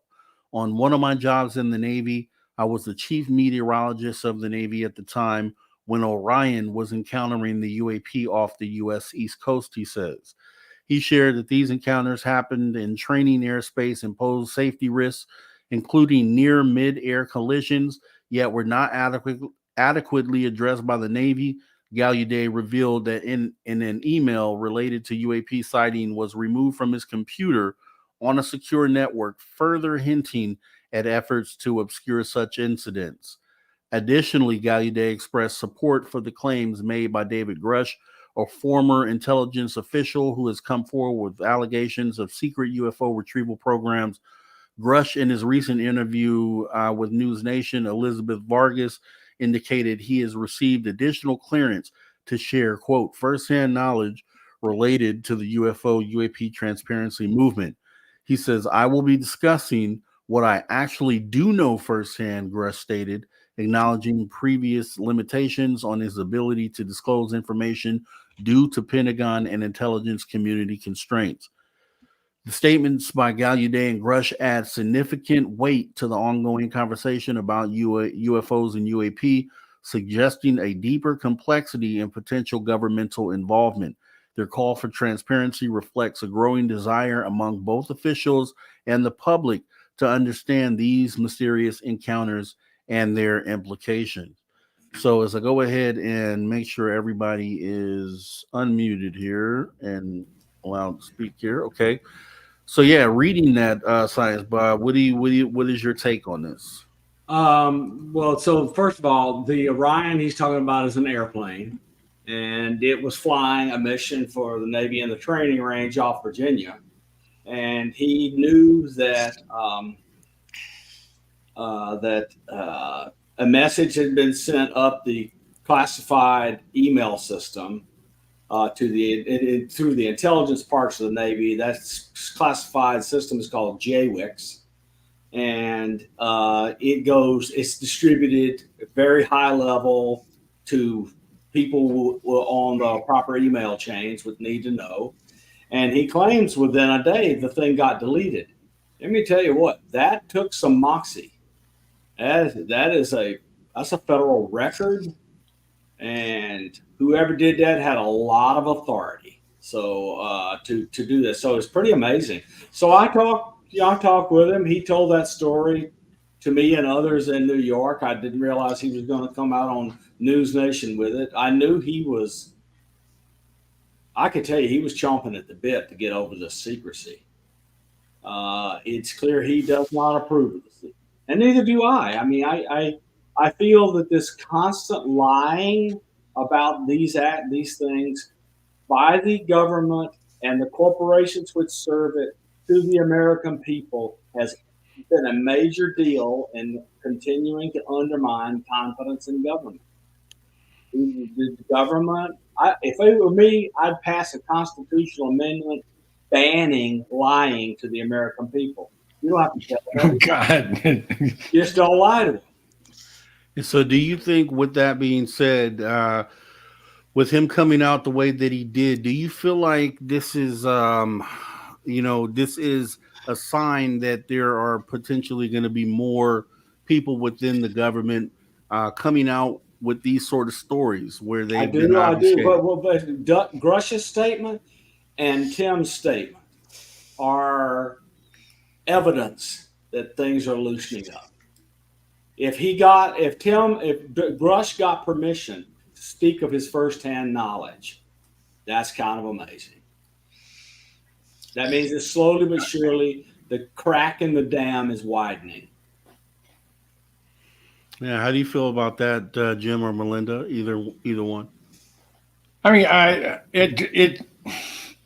this is the crack in the dam, and I think this is what they're allowing certain people to do is to. I said, okay, you have been cleared to say this, and because of your status, it'll be believable. This way, when we really dump it on them, they won't die of a heart attack or die of shock. I mean, I think that's when Spielberg was looking to do E.T. No one would touch it, not with a 10-foot pole. And all of a sudden, that little department of the Central Intelligence Agency is the film office there in Hollywood Hills. All of a sudden, $100 million was being made available for Spielberg to do E.T. And what they wanted to do, this is what I've been told, what they wanted to do is to desensitize the world not to be fearful of an alien-looking creature. And basically, you see someone like E.T., if I'd open my front door and something like that, I wouldn't die of a heart attack. And I said, holy shit, they got it right. Yeah. So I think now, because of that, then we also, prior to that, we also had Predator and Alien. And they had Chris Carter's X-Files. Yeah. Yeah, but I remember my first horror movie was, that scared the bejesus out of me. I was in Norwalk, Mass, and right across the street from the hotel I was staying at was an AMC 10 or something.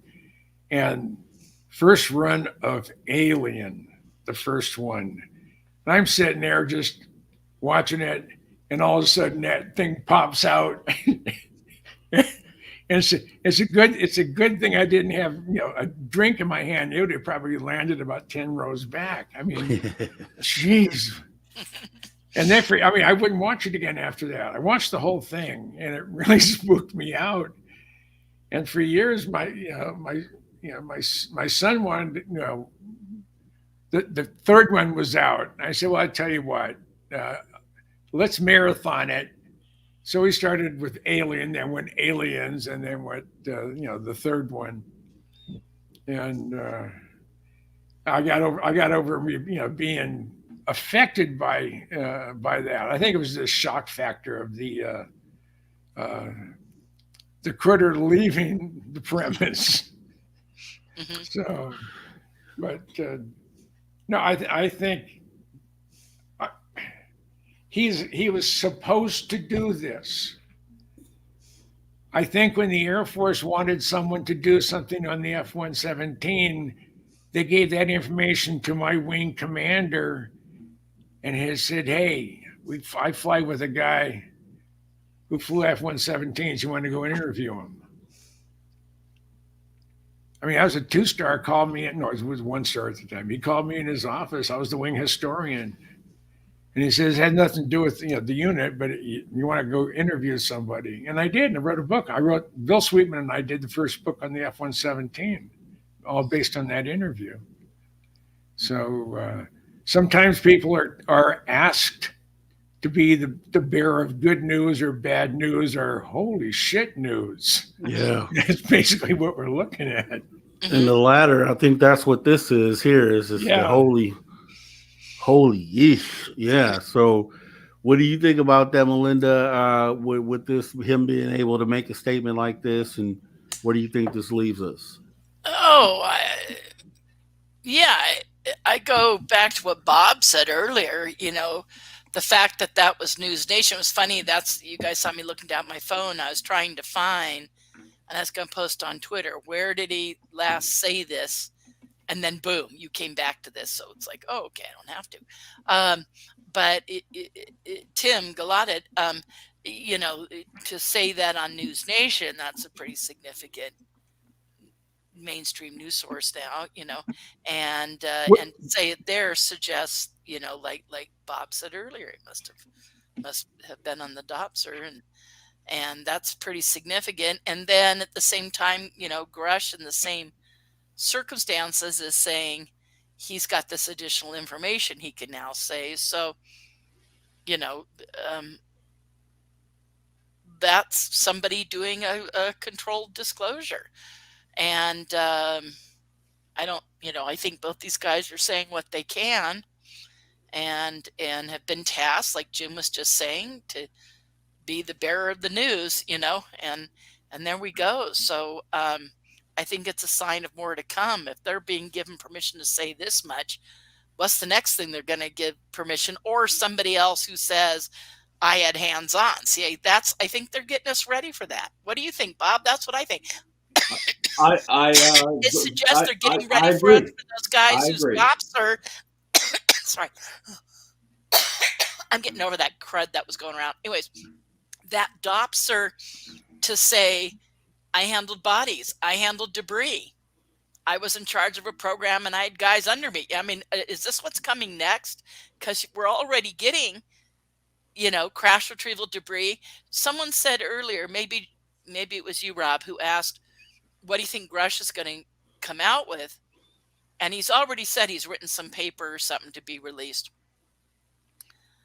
And I'm thinking, what if what he had hands on was documentation to the effect, or some people are speculating because there was something in his original testimony that was rather coy about whether he had seen debris. So maybe he's had physical hands-on with debris, and he's going to mention that, or documentation to that effect, So didn't he's Burchett been kind of coy about it. I think it's more than just documentation. So maybe it's the handling or at least seeing, debris. So we'll see if that's what it is. I God knows I'd like it to be that. But again, see, I go back to, if these guys are being given permission to say this new part, what's coming next? Who's coming out next saying the next part? And it makes me hopeful. It makes me hopeful that we're about to have something really big drop, because it's rolling up. I mean, not only will there be what Grush comes out with, I mean, God knows in our community that will cause a fervor, if whatever Grush evidence has that he's talking about, it'll be, so. And then anyone else coming out, backing that up with a similar or more story. I mean, and does Tim have more to say? Everyone talks about Carl Nell. Is that his name? That we're expecting stuff from him. I mean, this could ramp up and get pretty interesting pretty quick. I mean, we're already starting off right here. This is Yeah. in my time zone, it's the first. Where are we going from here? Good Lord. And then you have a thing attributed to Bob Lazar about what's going to happen in 2024. Says you're going to see something that's going to blow your mind. Sure. you will not be able to, your brain won't allow you to accept that as real, but it's going to be. And I don't know what it is, but I probably know more than I should, but that's all I know. Well, if there's a controlled disclosure to bring everyone along, Yeah. I think they're going to have the goods, the evidence. And so I think there's going to be people saying, I had hands-on with the evidence first, and then there's going to be evidence. I don't know. Tell me if I'm wrong, but that's... Well, the czar said he had hands-on with the evidence. But I mean, he was, like we discussed earlier, a leaker as opposed to someone doing it through official capacities like a Grush or Gallaudet or a Neil or somebody else. Now, I mean, so this might be someone officially going there. We'll see. We'll see. I mean, God, I'd like it to be, but I'm also, I'm very cautiously optimistic, because I also know it's a process, and the process may be a very, very slow thing. But, I go back to, who no one's heard from anymore was our friend John. Alexander? No, God, no. No, he was at the Dave's events, and I'm pulling a blank all of a sudden. And he was saying we're going to start having all this stuff happen. Yeah. Former CIA. Yeah. And and I'd like to go back to him now, and I have his number. Ramirez. Ramirez. Ramirez. Ramirez. And say, John, now what? Okay, you were right so far. What's coming next? You made it sound like it was going to happen quicker. Did the schedule change? Are we still on schedule? And if so, are we going to have a big ramp up this year? I mean, I'm curious. And not that he was right, but I'm just saying he was very straightforward about that stuff, and some of what he said is right. So I'm curious. I'm just very curious what he would say about it. When Tucker Carlson and the government spokesman said that our military bases have craft not made of this earth over flying them, I sent an email out to a whole bunch of people, basically saying, what do you think? I got an email almost instantly back by a friend of mine who is worked for one of the alphabet agencies, and it was stationed in middle of nowhere in Australia, Alice Springs. Yeah. And he said, I can't tell you anything with one exception. They're here. Yeah. And I said, you want to expand upon that? I said, I can't on this platform. We have to do it face to face. I've been trying to track her down now for 10 years? And she's always in one side of the world or the other. When I was on Maui, she had just broken her back doing that. I don't know what the hell she's doing, but and she was in a position where I couldn't see her. So they're here. We're not alone. I hope by this admiral, pushing the envelope, with Gorsh pushing the envelope, that we can all say, I told you so. And that's what I'd like to see happen. I wonder if they're moving all the stuff from Melinda's base so they can give us a big show. Yeah, that's one thing we thought about, Bob, when we've been looking at it, and that guy with the Pentagon and another military friend of mine, one ex-military friend of mine said, God, it's like moving day, Now, when we started to see it back in October, I postulated that. I said, what if this is, the NDA, and this is eminent domain coming, and so they're moving stuff around, but they're still doing it even though that didn't happen. So it's like, is it a training? I mean, I don't know. Is it a training exercise? Is it moving stuff around? My friend who said it kept going back. I mean, it started off later and was moving up by half an hour every 10 or 15 days. It was moving up, and until it was starting at 9:30. Now it started at 7. Well, now it's moved back to 7:30 or 8.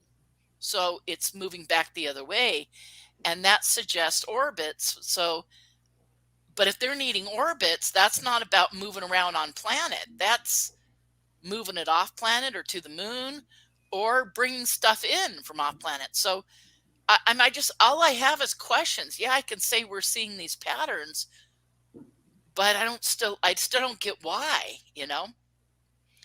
Well, if they're adjusting the takeoff time and they're actually going to an orbit rather than straight out to space, they will choose what would be the right ascension of ascending node for the orbit so that it doesn't overfly the wrong countries.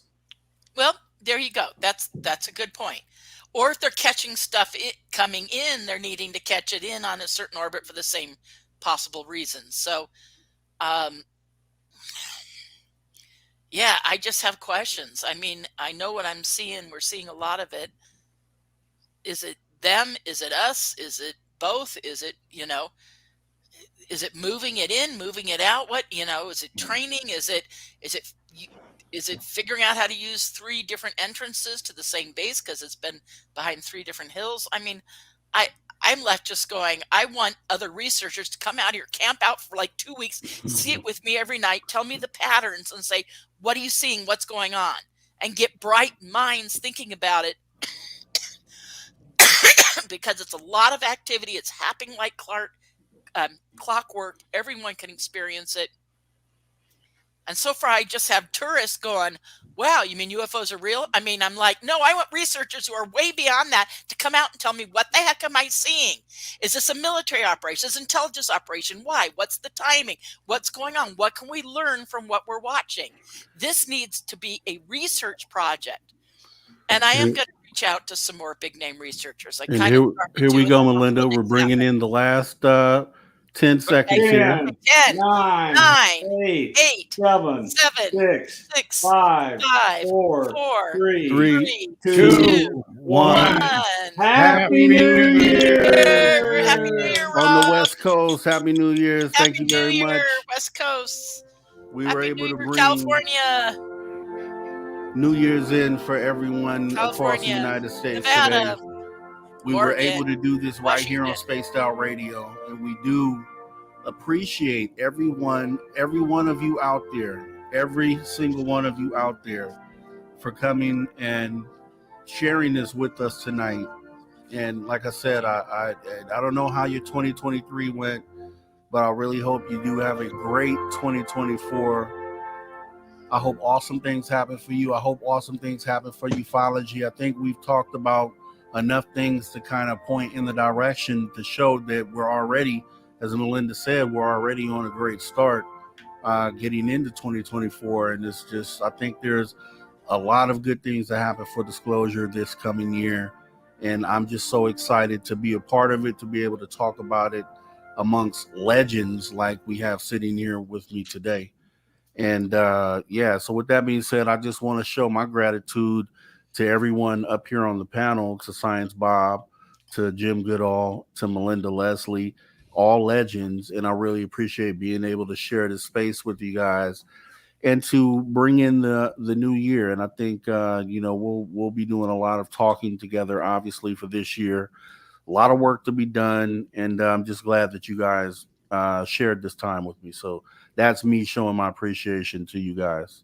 Rob, I want to thank you for inviting me. I adore everybody that's visible on this screen right now. I really do. This is a group of people that probably think for the first time, I feel very comfortable. I feel right at home. I'm with a bunch of weird, crazy ass son of bitches that believes in UFOs and things that go bump in the night. and you're my people. I mean, that's Yeah.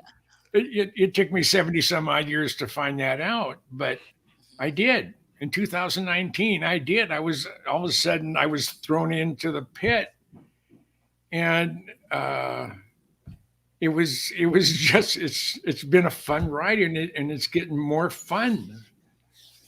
Jim, let me say thank you to you on a couple of points, and then we'll let Melinda say whatever she needs to say. I want to thank you for all the kindness you've shown toward me with your books, and you know how much I admire them. I really do love them, and I'm really, really proud to have them on my bookshelf. That's number one. And number two, it is hard to overstate, because you got to work really hard to overstate the impact you have had helping Michael Shroud along. I mean, that's just been great. I'm really proud of you, Jim. He's like I look at him as my kid, and he actually looks as a dad figure. And I mean, he got a job in Oro Valley, Arizona, contract job, because I live in Oro Valley, Arizona, and he really wanted to be in close proximity. All of a sudden, he called me up and he said, "Are you home?" And I said, "Yeah." I said, "Would you up for a visitor?" And I said, "Sure." "Where you at?" And he said, "In your driveway."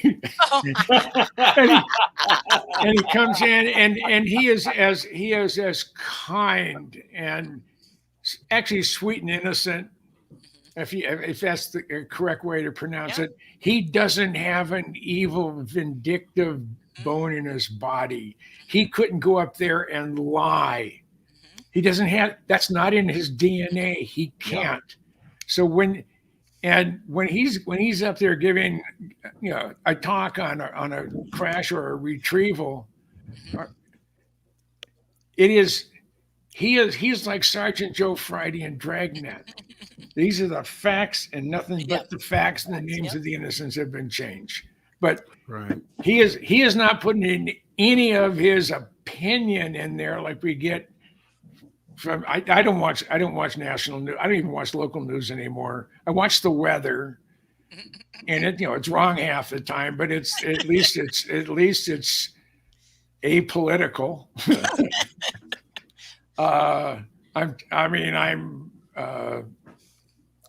But I love my life. I'm 78 years old. I was 79 here in a couple months. I'm going back to the jungles of Belize again for I don't know. It could be a month. It could be 2 months. We're trying to raise some money. We have been given authority from the country of Belize to proceed. And it's going to be exciting. It's going to be really exciting. When we were down there in April, I was talking to one of the geology students, or you know what I mean? Anthropology. Anthropology students were there, and we're up at Limpinu, I think it's the way you pronounce it, and he said, everybody's assuming that the pyramids are 1,000 years old. I mean, correct, 2,000 years old. He said, well, they're more like 20,000 to 200,000 years old. We now believe that the Mayans didn't build these. They found them abandoned and repurposed them. So we don't, none of them have been dug all the way down into the foundation. There's some reports where they've done some specialized sonar looking into some of these pyramids. Looks like there's some entrances in some of them. And we have one that hasn't been touched. It was in such a place that it hasn't been pillaged in modern times. So hopefully we can start doing something this spring. It just takes money. That's all. You know, Jim, so many of the ancient ruins keep turning out to be older and older and older. And now they're starting to find so many on sea floors that, you know, Oh, there's they current, just found tools in Greece. Do you guys see this? The shards and stuff, these tools in Greece that are in soil that they know is 200 to 500,000 years ago. And these are man-made tools. You know, I mean, they're fragments of shards intelligently made tools. Intelligently made actual tools that are hundreds of thousands. And so they're having to rethink the entire ancient history of Greece. And let me stop you guys right there, because we have a special over and over again. Yes. We have a special guest coming in to join us here to wish everyone a happy new year. And that would be none other than this guy right here. Hey, man. Dave Scott. Happy New Year, Dave. Yeah, I'll see you tomorrow night, huh? Yeah, you will, Jimmy. It's going to be the Jim Goodall show for the. Okay. All right. All right. So happy New Year, sir. Happy New Year's to you. And I got some T-shirts, and I got this.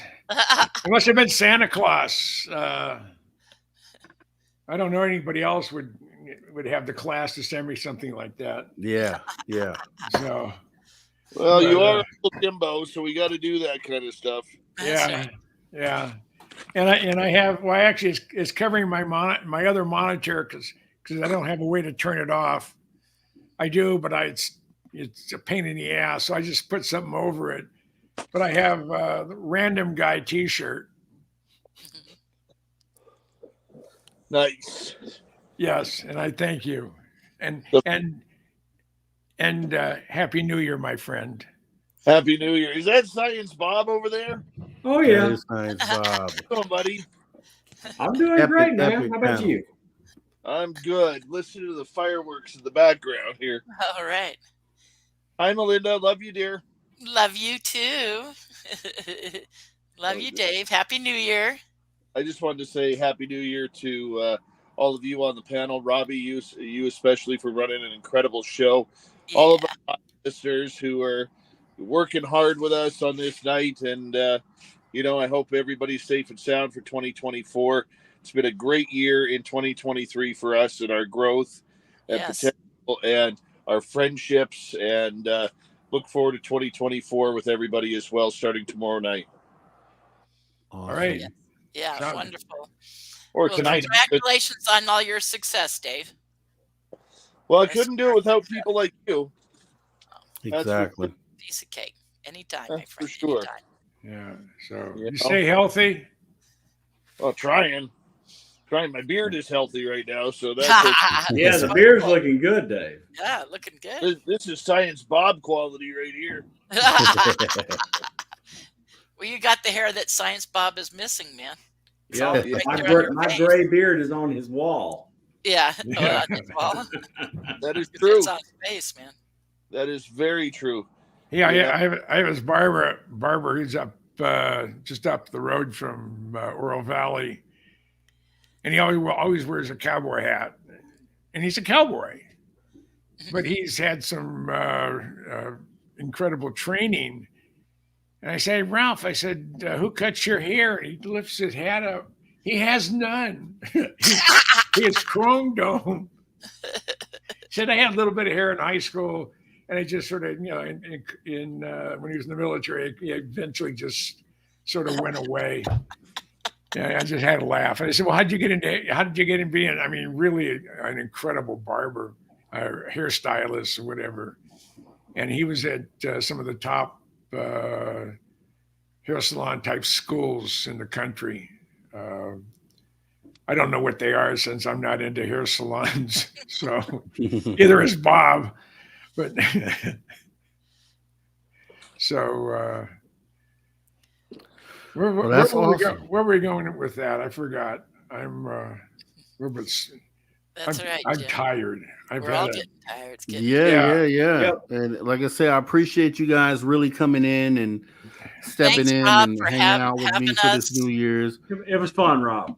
Yeah, It it was was. It fun. really It was was. fun. It's one for the books. It's one I'll always remember. Rob And did a fantastic almost- job tonight. Almost, yeah, absolutely. Almost 4 hours. exactly, almost. Yeah, we're about 18 minutes away from 4 hours. Dave, we man. pulled it through, man. So I hope you Yeah. enjoyed the show, man. Sitting back there in BC. That and Travis is a find. Exactly. Yeah. Travis is my guy. I love Travis and he was a sweet really appreciate his contribution. He's here weekly, every Sunday, so I do appreciate. Hello, hi, nice to meet you. Is that the woman that puts up with you? This is Right. the one that's up with me. Oh, nice. Oh, lovely. I can't believe this. Look, Yeah, So, this look. is SOR here, and she. that's called a saint right there. That's what that is. Exactly. That's me. Exactly. I ain't lying. Uh-oh. And the boy. Here Here's comes the a hockey boy. player. Boy is Right, we still need to meet the kid. And the kid. somewhere. That's lovely being able to meet the family. Well, we love you guys, and we'll see you later on in about 21 hours and for 20 hours and Hope- 45 minutes. Oh, my Okay. goodness. And I'm gonna go That ahead sounds and too soon. is my guests here have been here almost 4 hours, so I'm gonna go ahead and let our guests go. And yeah, I appreciate you And thank stopping you by, to all the Dave. viewers and It's been watchers that have awesome. stuck with us. Happy New Year to Happy everyone. New Year to And all of Mrs. you. Scott over there, thank you for and joining Bob us as Leslie. well. Rob, Happy New Year, guys. Happy New Year. Dave, We love you Happy all. New Year. and Happy New Year, everybody. I'll We'll see see you Dave. I'll guys. see you tomorrow. See you tomorrow, Jimmy. All right. Good All night. right. All right. Happy New Year, everybody. Thank you. Thank you take for coming care now. in. Bye-bye. Jim and Melinda, you guys Oh, take thank care. you. Will do. Thank Talk you. to you again real soon. All right. Thank you. Thanks for having me. All right. All right, guys. So, yes, awesome night. I do appreciate everyone coming out tonight. It's been great. It's been a wonderful time. The panel that we had here, epic panel. Who could ask for anything more? Like I said, I hope your 2024 is 10 times better than your 2023 was. And I hope your 2023 was actually fabulous. So if that's to be said, then you should have a spectacular 2024. We're back here at the After Hours. Glad that you came to spend the time with us. I definitely want to go ahead and talk to our super chatters. I want to thank our super chatters for tonight. And those super chatters were Deb from SAC. Then we had W. Decker. I do appreciate you, W. Decker. Thank you, CS, for your awesome contribution to Spaced Out Radio. And Kira, I am. Thank you so much for hanging out with us. And to all the space travelers out there, right, consider taking the next step. Join the club. You can join the Spaced Out Radio Space Travelers Club for as little as $5 by joining our Patreon. And what I want to do actually is go ahead and run one of our promos and make sure that we go ahead and get this in here. So you want to go ahead and check out our swag store. Let me go ahead and run the commercial for that. Here we go. Guess what? We do not have ugly swag. We have spaced out radio gear that you're going to want to wear. Why? Because no one wants to wear ugly clothing. So head on over to spacedoutradio.com and go shopping today. You'll be glad you did. And it's a great way to support our show. Once you get your gear, send us a picture of you rocking out in your SOR swag. spacedoutradio.com. Shop there today. And make yourself look good. Of your woo, it's time to make a commitment to the 3rd annual SOR Fan Party. This time, we're heading to Reno, Nevada and the Silver Legacy Casino and Resort, May 10th through 12th, 2024. Tickets are $60 or $100 for VIP. With that, you get a free radio show. You get to hang out with celebrity guests from Spaced Out Radio, including our team, who are coming to hang out with you. You get to meet the entire team, like Science Bob, Merle, Melinda Leslie, Geraldine Orozco, and more. It's a weekend packed with adventure, and we want you there. After all, we're doing this for you. Find out more and get your tickets at info@spacedoutradio.com and book your hotels today at the Silver Legacy Casino and Resort in Reno, Nevada. Come join us for the SOR Fan Party, May 10th through 12th, 2024.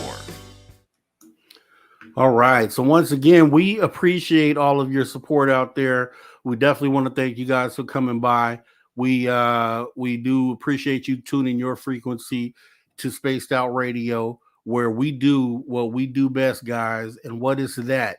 We own the night for 2024 and beyond. We'll see you soon. Check out Dave Scott tomorrow, Monday through Friday, here at Spaced Out Radio. And then we'll be back for the after hours again next weekend, fully live broadcasting. So once again, thanks for spending your New Year's Eve right here at After Hours on Spaced Out Radio. You guys have a great rest of your night. Be safe out there and take care.